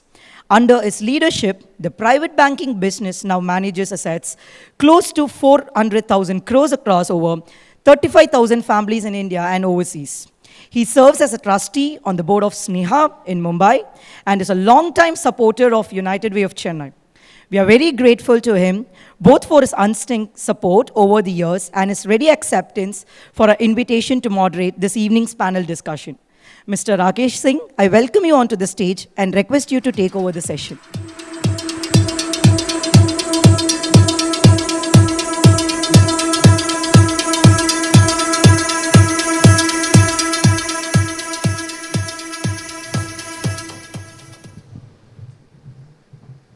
Good evening, everyone. After a fairly interesting talk by both Sanjeev and Ridham, stage is set for a very interesting discussion from Osama, who I recently discovered just about an hour back that we grew up in the same colony 30 years back. And we incidentally discovered because he spoke Hindi in a dialect which I thought was from the same region. So what a coincidence, Osama. We grew up in a colony called HEC colony in Ranchi. And we didn't know that till an hour back. So welcome Osama, welcome Meena, welcome. Amit has been a friend for about 8 years. I've known him very closely. I admire him for what he's done. Met Meena a long time back for what she's done in Portia. But I'll start with Amit, you first. I promised to give him a tough session because he's a shark. So I told him that we'll teach sharks differently on this panel. So we see startups actually at the core of disruption, as the core of disruption, and you continue to see a lot of startups at the core of disruption in India. What do you see disruptive in the next 5-10-year time frame, which is still to get disrupted? A lot of the forefront of client experience has got disrupted. What will get disrupted to make the total client experience a completely different proposition? I think I'll divide it into 3 parts.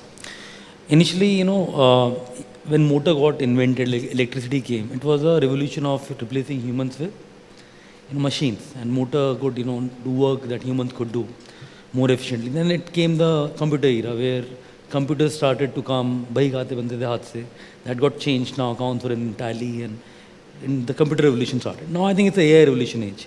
In fact, I was pleased to hear this time the speech given by Finance Minister Nirmala Raman.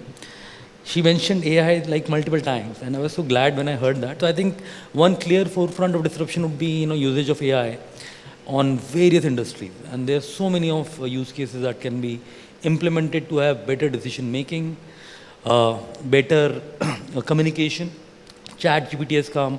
So much tech revolution is happening. I think that's one part of revolution that's going to happen. Second, in a country like India, which is very different than Western world, where real Bharat is very different than more civilized part of the world, I think a lot of disruption is also happening there. Now there are agri-tech startups. There are startups actually hitting grassroots now. Startups that are actually checking septic tank, cleaning septic tanks, which are not known problems in Western world. So I think there are a lot of Bharat startups that are actually emerging. Third, I think is the payment stuff is basically going to be really disruptive when it comes to Indian ecosystem, because India actually took a leap ahead of everybody else in digitization of payments and identity both. I think combined with these two, so many more use cases emerge in lending, in investments. So I think the fintech wave is going to stay. Lastly, I think EV is something that's going to be crazy.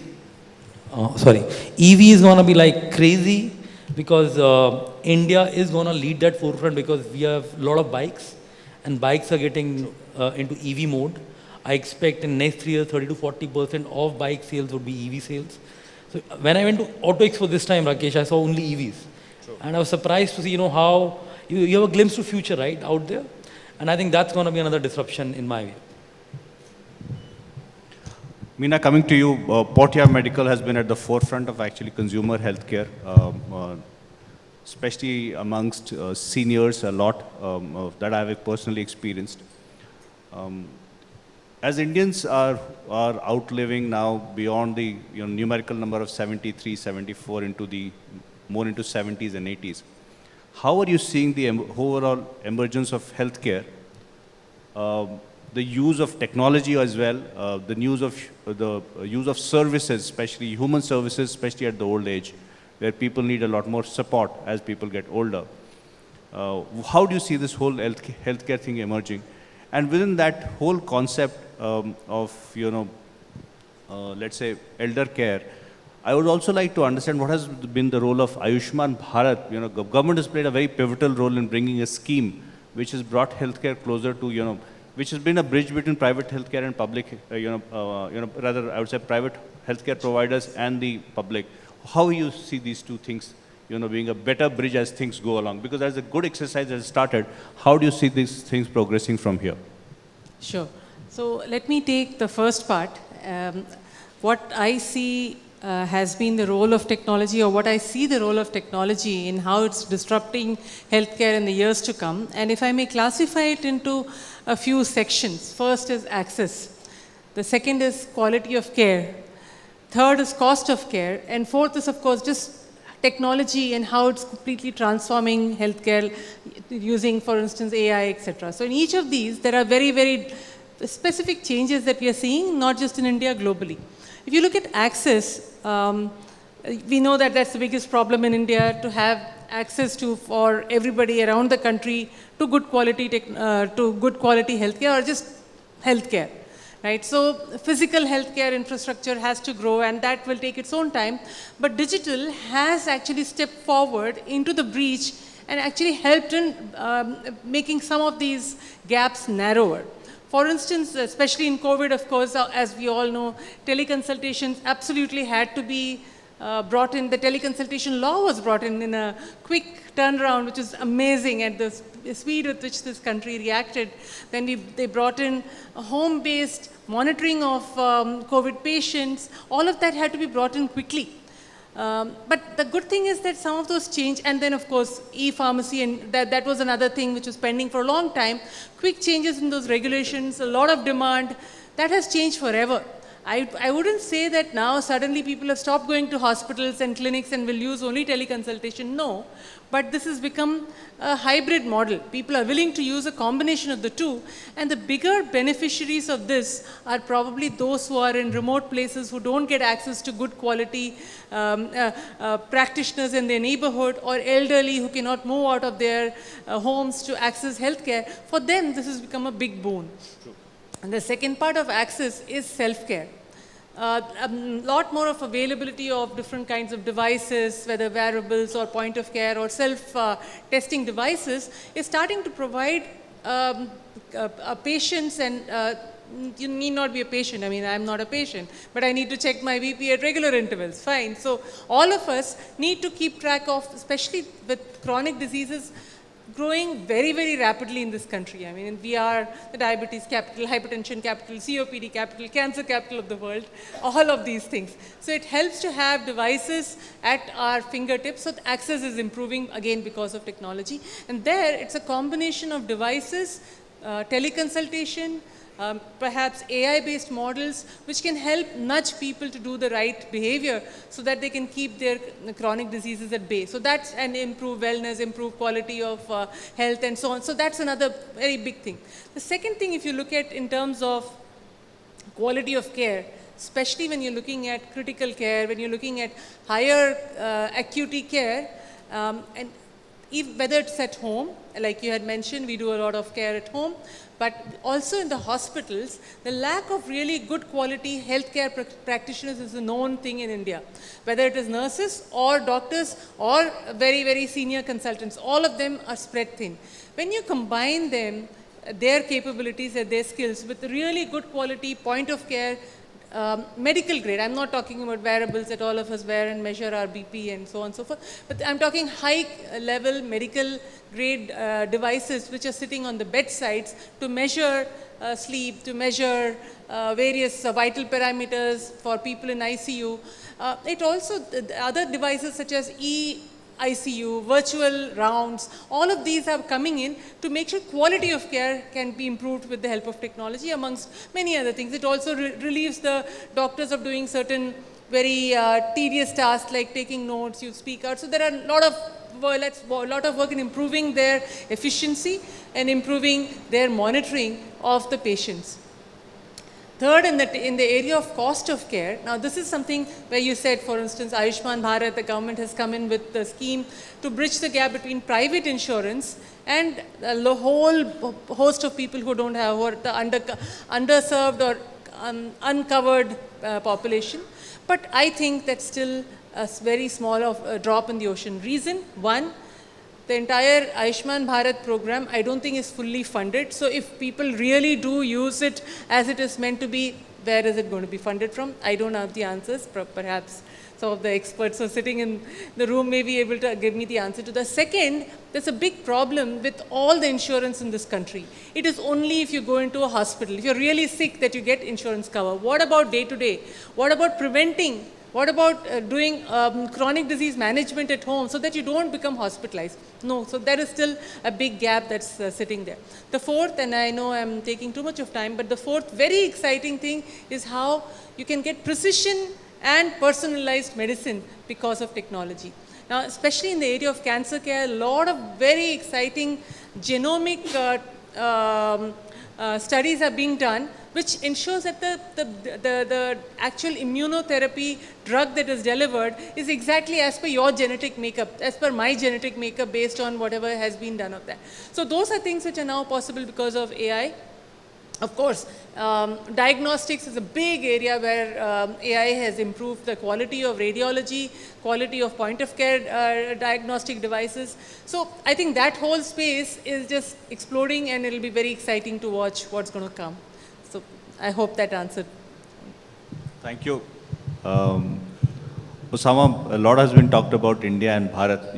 You represent Bharat both in the form in which you have arrived, and I'm sure there is something. So we'd like to understand, especially from you, the role which the government's focus on infrastructure and digital, which is telecom penetration, has been very important in bringing Bharat closer to India.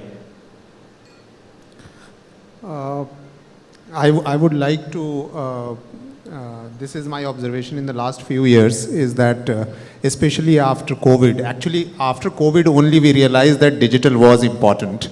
We founded our organization 20 years back. We realized that it was very important, but now it is proven and most of the people are going. So what is the biggest trend that we are going to see is that gradually, and again when Mr. Desai was talking, larger trend is going to be ruralization of India rather than urbanization of India. That is going to be the big trend because of the connectivity, digitalization, digital infrastructure.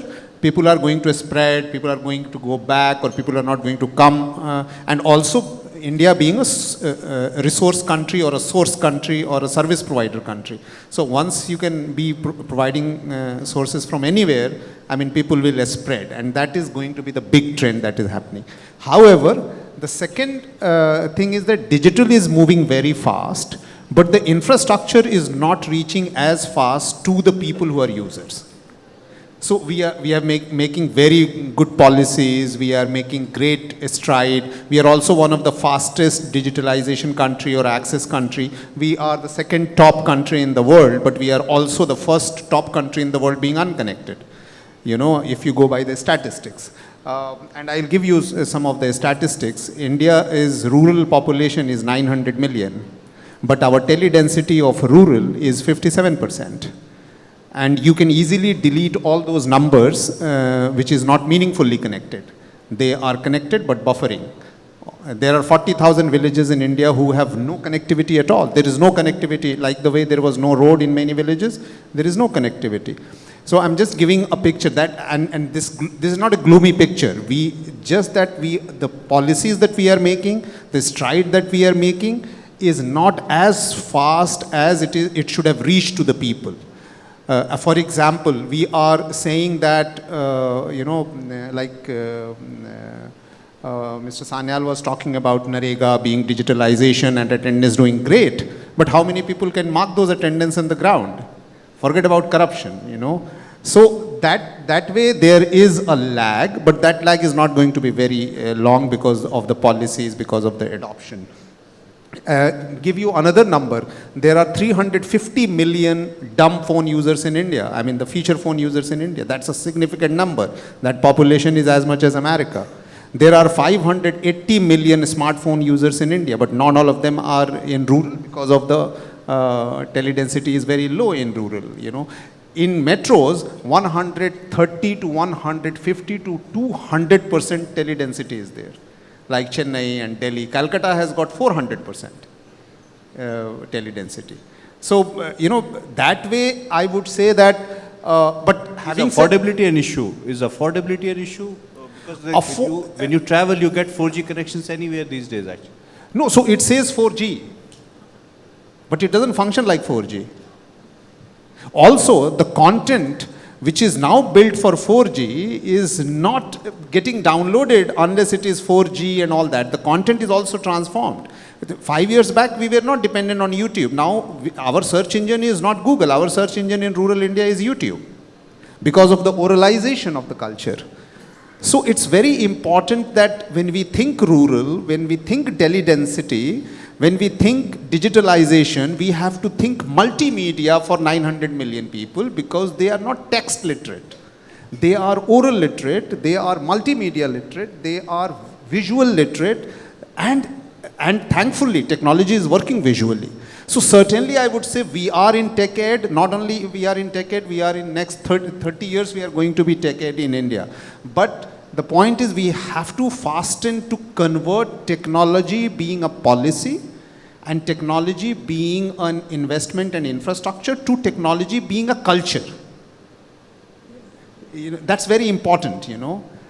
At the moment, it is going there, but it is not reached there, and I'm talking about the number. It looks like that, you know, like if 2-3 people in turban are walking around, people will say, what's happening? Everybody's having a turban. No, only 3 people are having turban or 4 people are having turban. That's not trend. That's not number. It looks like that everybody has got smartphone, but when you go to number, it does not. And the second is meaningfully converting those connectivity to do transactions. In India, we say that we are the 40% of the transaction of the whole world. That is true. But only all the transaction on UPI is done in urban India. It's not done in rural India. क्या करें हमारी तादादी इतनी ज़्यादा है. I mean, we are so many. We create high numbers. We are so many that we are the highest connected, and we are so many that we are the highest unconnected. What to do?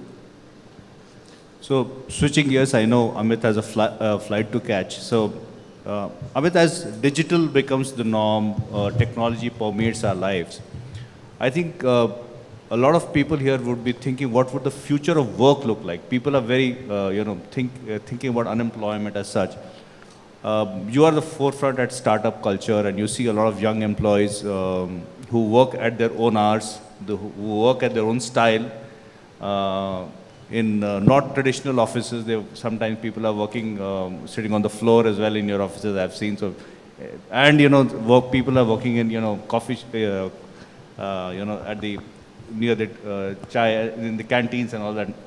Well, what do you see? My question to you is very specific. What is the future of work as you see as it evolves? Because these are the people who are going to work for the next 20, 30 years.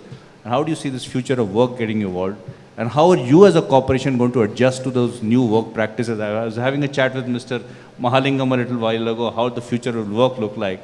And Mr. Alagappan believes that, people must head to offices to, experience human interactions at work. How will this whole thing, transform? Look, I think there are two answers to it. One is my answer, what I want, and what will happen are different. What I want, I think the companies are built by people, and there's a lot of emotion and culture behind an organization that basically makes any organization thrive. So there'll be so my personal view is that, having people come to office, having a common mission, common purpose, common vision alignment is very critical to create any successful organization. Then there is a second part, obviously we have seen during COVID, how the world transformed, work from home. A lot of organizations actually started operating at work from home mode.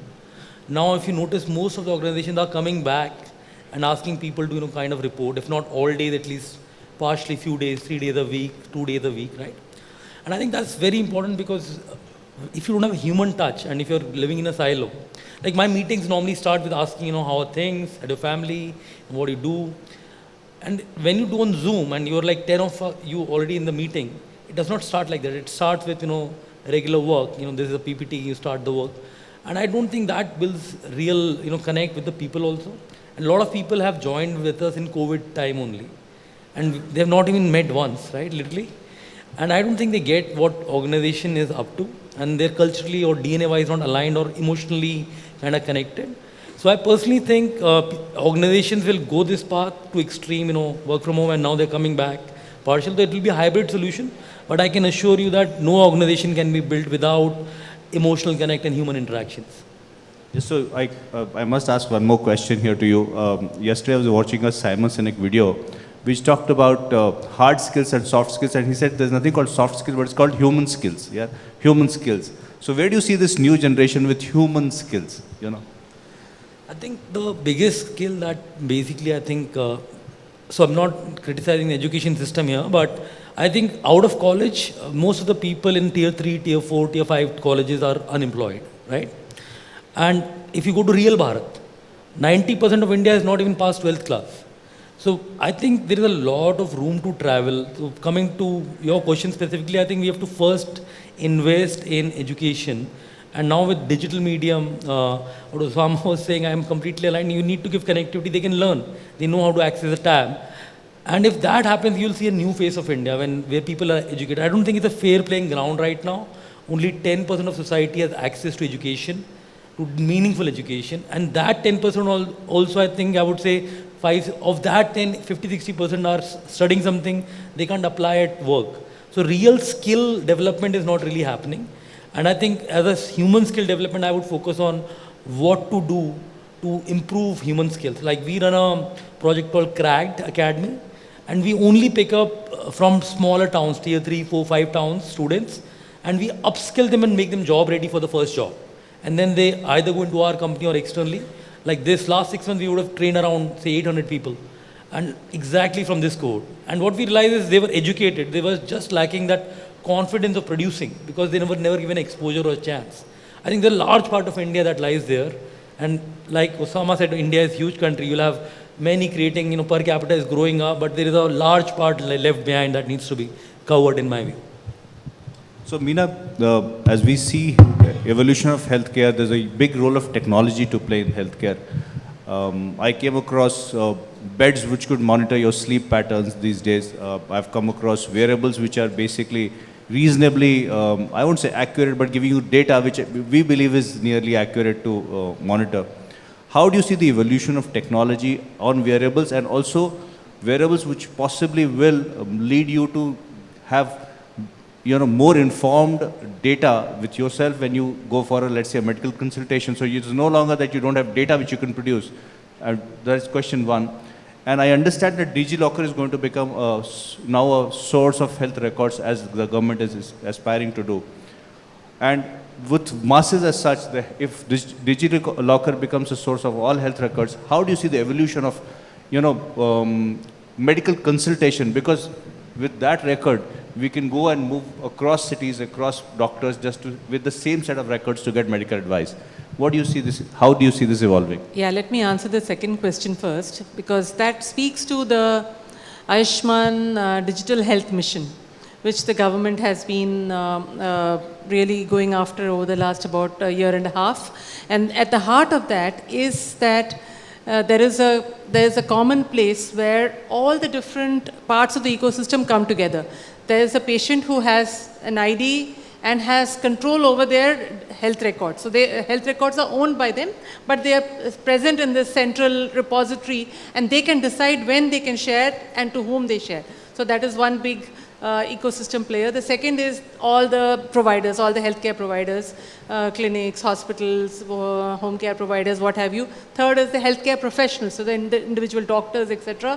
They have a way to be associated with that. And the fourth are the payers. So when all these four key parts of the ecosystem have one common piece of data that they can share across all of them smoothly without any loss of fidelity as it goes from place A to place B, with the patient having control over this, that is the ideal eureka. So maybe Ridham and all are talking about the next big digital change that may come out of India. That's a very new, very interesting stack. If India can do it, that would be extraordinary. No country has been able to create this kind of smooth pathway in which all the health data can come together to enable really good quality. Now what it does is not just enables good quality, but also better cost, because one, the payers have really good access to data.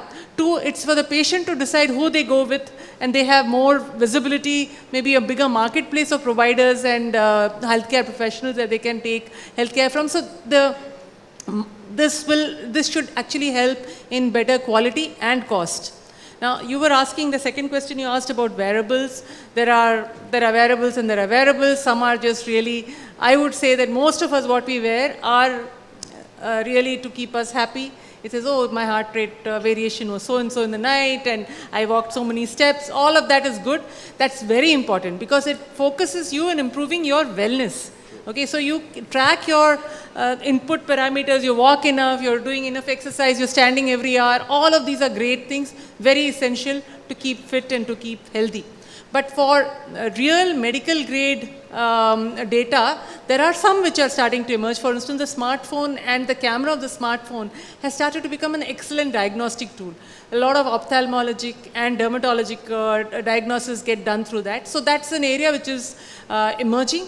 The area that, apart from chronic disease management, I am very excited it will help the elderly, because especially elderly who are staying alone at home, there are devices which can monitor them, can see if their vitals are okay, can tell you whether they are at risk to falling, because that's one of the biggest dangers. Elderly falls, probably they won't recover. So can you prevent that? So there are things that can be brought in, and interestingly, there are devices which can also help in acting as a companion to the elderly who's all alone at home. So those are new emerging areas. The question always is who pays for all of it. Very exciting stuff. Is the customer willing to pay? Is the insurance going to pay? Is the government going to pay? Who's going to pay for all these fancy things? That was my next question to you. So. Yeah. I don't know the answer for that. I think it will emerge in time to come. So, Osama, Amit spoke about the penetration of digital, but also you also spoke about the lack of digital being as a service, and education being a big gap, and skilling being a big gap. You are a proponent of trying to doing something in this area per se. How do you see this emerging? What do you think India should do here? Because at the core, before our GDP, the per capita moves from 2,200 to 5,000. Something has to happen to this mass of people as well to give some work in this productive hands to make some money for that base to rise. So we need to think out of the box, and education is not only from the perspective of the future of the country. We have 320 million students going to schools of India, in rural India. Forgive me for always concentrating on rural. But post-COVID, now even government has said that, go online and do the exam online and teaching online and so on and so forth. So certainly digital is going to be one of the largest and the most important access infrastructure for education, right? We have 1.4 million schools. More than 80 to 90% do not have computer centers and do not have connectivity. So I don't think we need to think out of the box for the content of the education, because that is freely available and openly available, and there is a lot of creativity going on. We have 2,000 centers all over the country. We are gradually converting them as a STEM center or as a maker space, because that is how people are now learning. They are learning by doing, they are learning by, experimenting and innovating and so on and so forth. So most important thing that we need to look at is that technology as an access, can you enable and then leave it to the teachers and the students and the rest of the people? Do not concentrate, because content making is a business. So that's the reason why it is always dominated by Baijus of the world and this in the world, and they think that pushing, and also it is like frameworking that this is the content that will pass, this is the content that will, my children has never gone to school, so I can always say that kahin se bhi padh sakte ho. Lekin, I'm just saying that liberalizing education because of the technology access is the call of the time. And it is very important. And NEP allows that. national education policy allows that. So I am going, and in any case, now you see tuitions are happening online. Children are going for education online. There are many places where schools are not good, teachers are not good, people are opting for online education. Certification have already started happening online. Things are going there. The point is that if you are a government and a big corporate and a big education investor, you need to see that what to do, what not to do. What I believe is that only to work on the access infrastructure and enabling them, and not to work too much on content, because people will make the content with the context, with the localized content. And now Instagram is a big job employment process, and Facebook is many, Airbnb is many. 3 years back, 4 years back, we did 15,000 women training to become hosts in the villages. I mean, those are the new businesses that is going to come up. So economy is certainly going to be liberalized, but the education has to enable to those kind of economy which is enabled by the tech. That's very important. Amit, I've seen, this is more a question of how, especially you've seen technology industry and especially the startups. I've seen your startup over the last 8 years gravitate and learn very rapidly, at very rapid, and kept evolving. There are a lot of youngsters in the auditorium. Would you like to share what your learnings were over the 8 years? Because you kept experimenting, and I think learning never stopped. You never, the whole perseverance to find the right solution always was there in you. So what makes this man a shark? That is what we people want to know. I think it's been 15 years I've been doing the startup journey, and first 7 years I bootstrapped, so we did not raise any capital. And I think when you bootstrap for 7 years, you actually learn a lot, and you basically end up learning the skill of basic survival. Since you're funding your own startup from your own profits, you learn how to make profits. Innovation is the game. So we learned how to basically, so you have to find a spark, right? And my spark was I could code. I was a programmer because I went to IIT Delhi and I became a programmer, and I've coded for 15 years. And I also knew how to get traffic on the site through search engine optimization and digital mechanism. So I knew how to use Facebook better than anybody else. I think if you learn, if you have a spark, utilize it well. And everybody has a spark. Somebody has a spark to create a great Instagram page and have 1 million followers. Somebody has a spark to do distribution very well in offline mode. So every founder has a spark. I found mine, and everybody should find their spark and excel on that, because if you base your startup on your own passion, that's something that I did all the time, and I've always leveraged my own skills. Second is, I think failures are more than welcome, because I've failed more times than I've succeeded. While we hear about Dekho being successful, I think there are 10 more that I've failed which never made it to the media, because they're failures. And most of the startups happen like that. But reality is that every single failure that I ever had made a better version of my own self. Every single time I realized I've become a better person. And I got learning what not to do. So when I say, our organization, Dekho Group, we encourage failure. We encourage entrepreneurship, because I think what you learn while failing as an entrepreneur is just gold. Because 99 ways how to fail, and the other guy who just gets success quickly doesn't know, what will hit soon.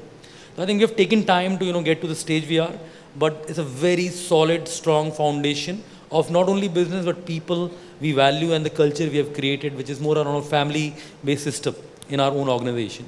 I think that gets formed if you don't speed up the whole build-up, basically. Third, I think agility has been the key part that I've learned. There's no perfect product. And if you go to market even with a half-baked cake, you'll get the feedback and you'll build it better. Versus you take the product 6 months or a year out, you will never know what the customer wanted. So GPT. Yeah, so just go out and let people tell you what they need, right? So I've had until date, before I sleep, I read every single consumer feedback that comes to platform, because we are a tech company. We can take a shape very quickly of what consumers want. And that gives me the pulse of, what's really happening in the market, how it's evolving. I think these were the basic key learnings that I had. Perseverance being, a big part of the thing. Never give up. Dream big was another part, because when I started this company in 7 from a garage, literally we had rented tables, shadi wali table, the marriage table with white kapda, the white cloth.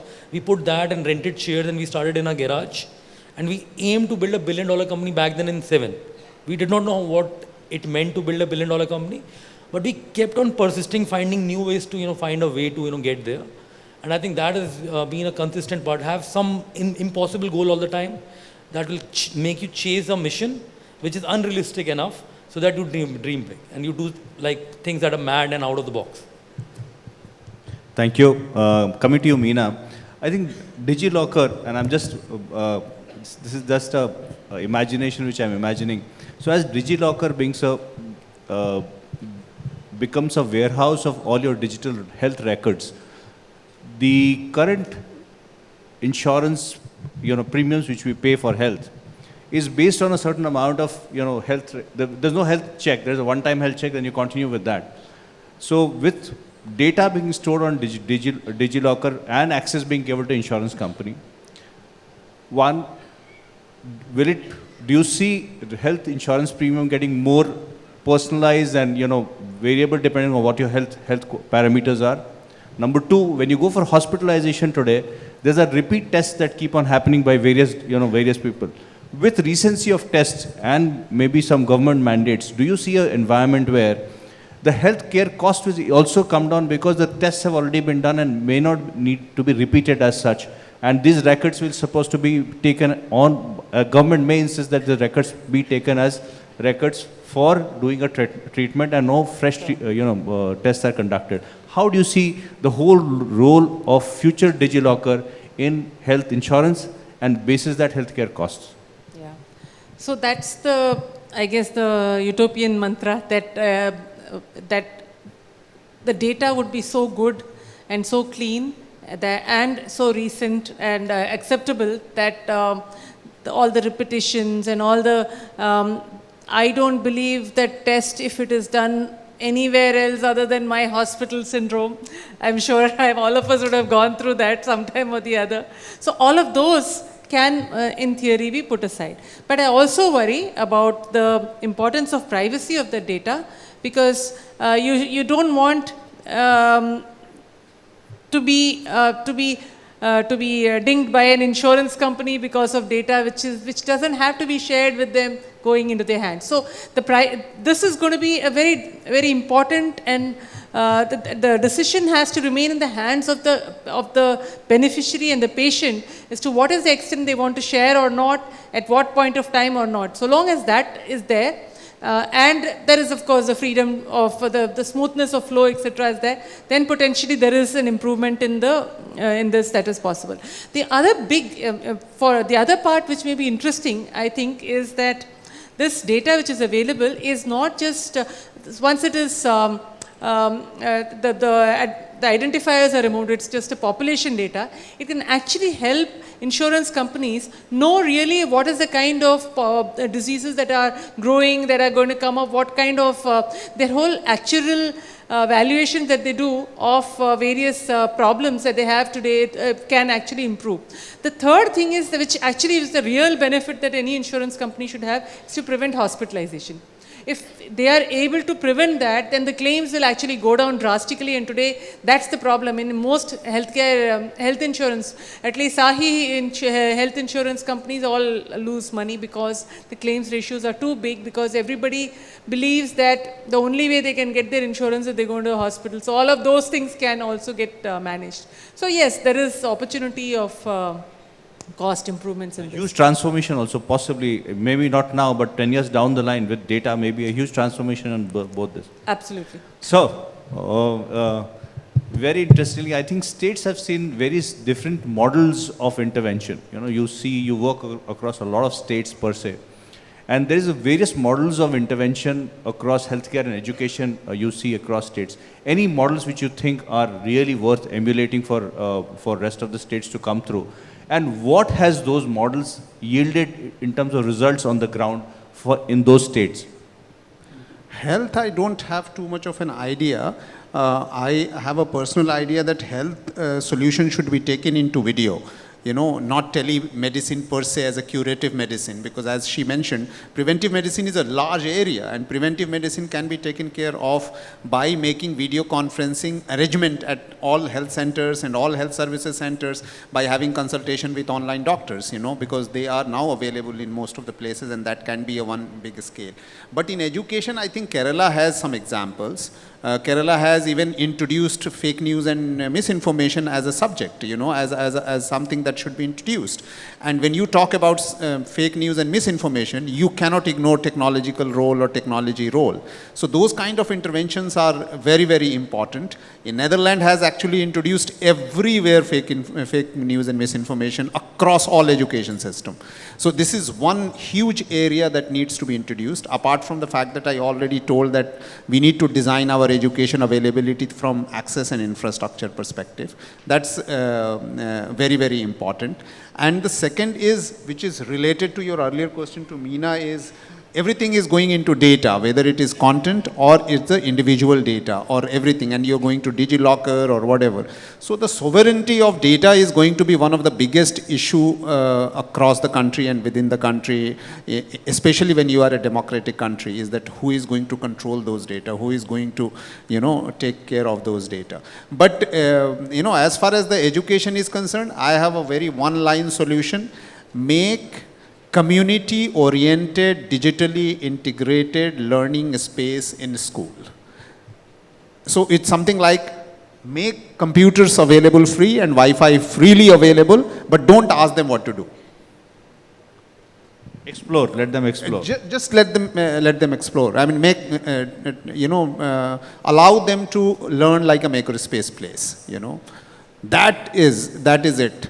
It is, you don't have to really monitor. You really don't have to monitor. At the best, you just have to supervise, and community-based learning is the best way of learning. Individualization of learning process through a screen is dangerous. You're challenging some very basics which have ruled the world for very long. So I can see Meenakshi here, so come in. I guess there are some questions if you want to ask from the audience, and I know Amit has to leave, so.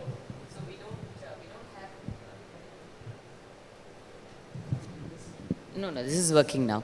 We haven't actually curated the questions yet because we knew Amit had to leave, and we know that our other panelists are staying back with us for dinner. So I think we won't make an abrupt change here. Jayanti, can I request you to come on stage? Jayanti Shukla is the CEO of United Way of India. I'd like her to give a small memento from our side to our guests, please. Thank you for coming from Mumbai for this event. Yes, please.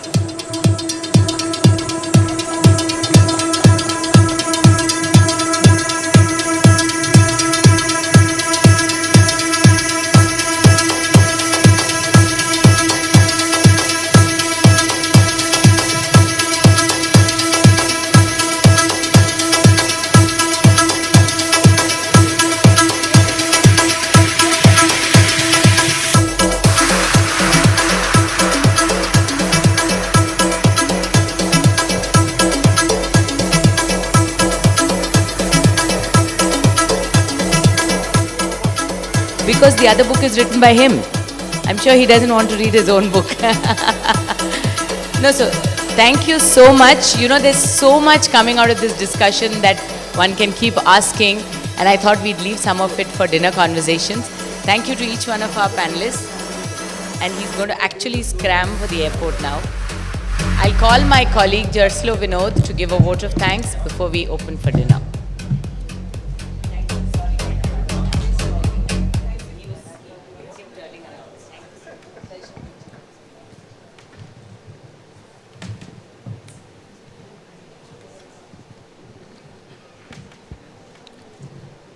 It is a privilege and honor to present the word of thanks to this distinguished gathering.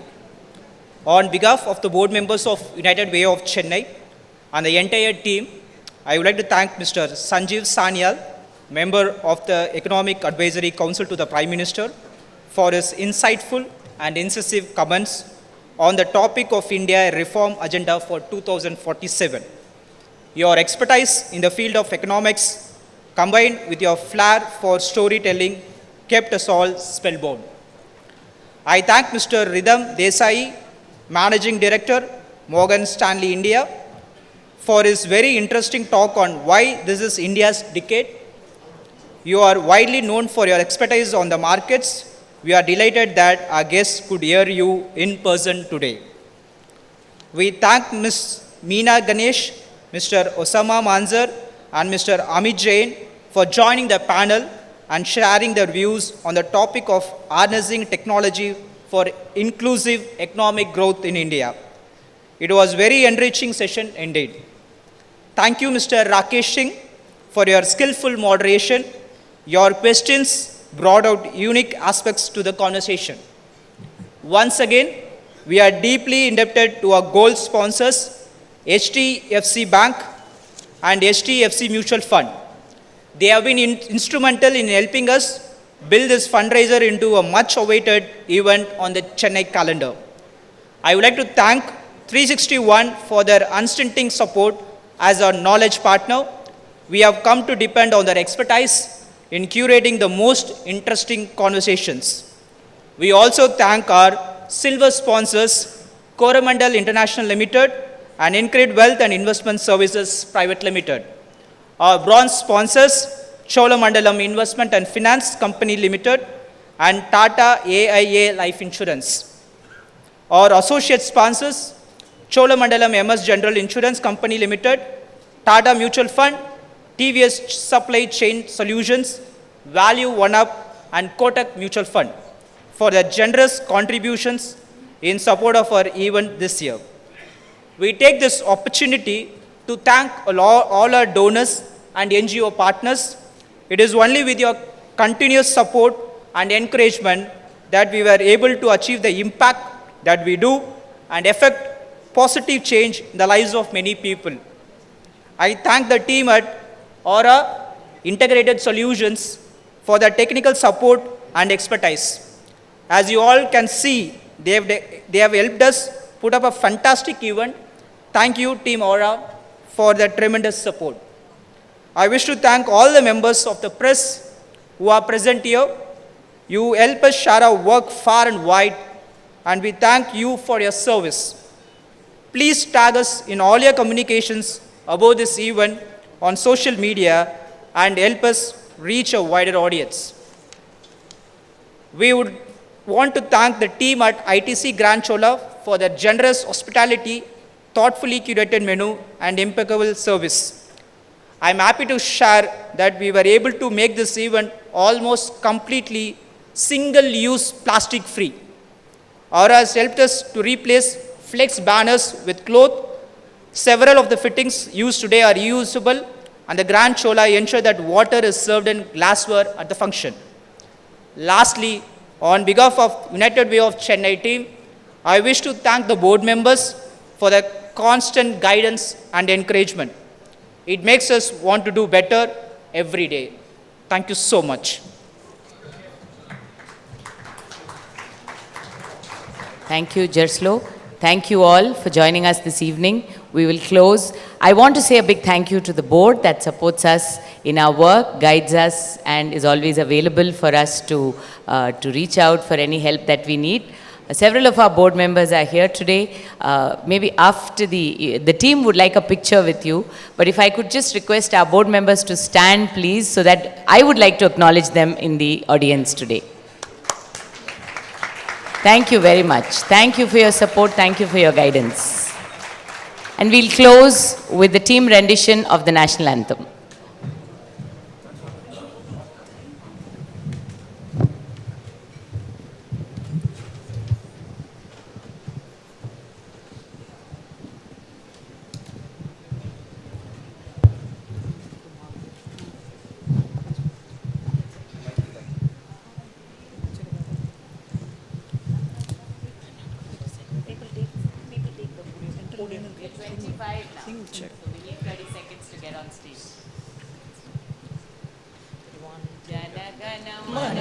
अधिनायक जय हे भारत भाग्य विधाता पंजाब सिंध गुजरात मराठा द्राविड़ उत्कल गंगा विंध्य हिमाचल चल यमुना गंगा उच्चल जलधि तरंगा तव शुभ नामे जाहे तव शुभ आशीष माहे गाये तव जय गाथा जन गण मंगलदायक जय हे भारत भाग्य विधाता जय हे जय हे जय हे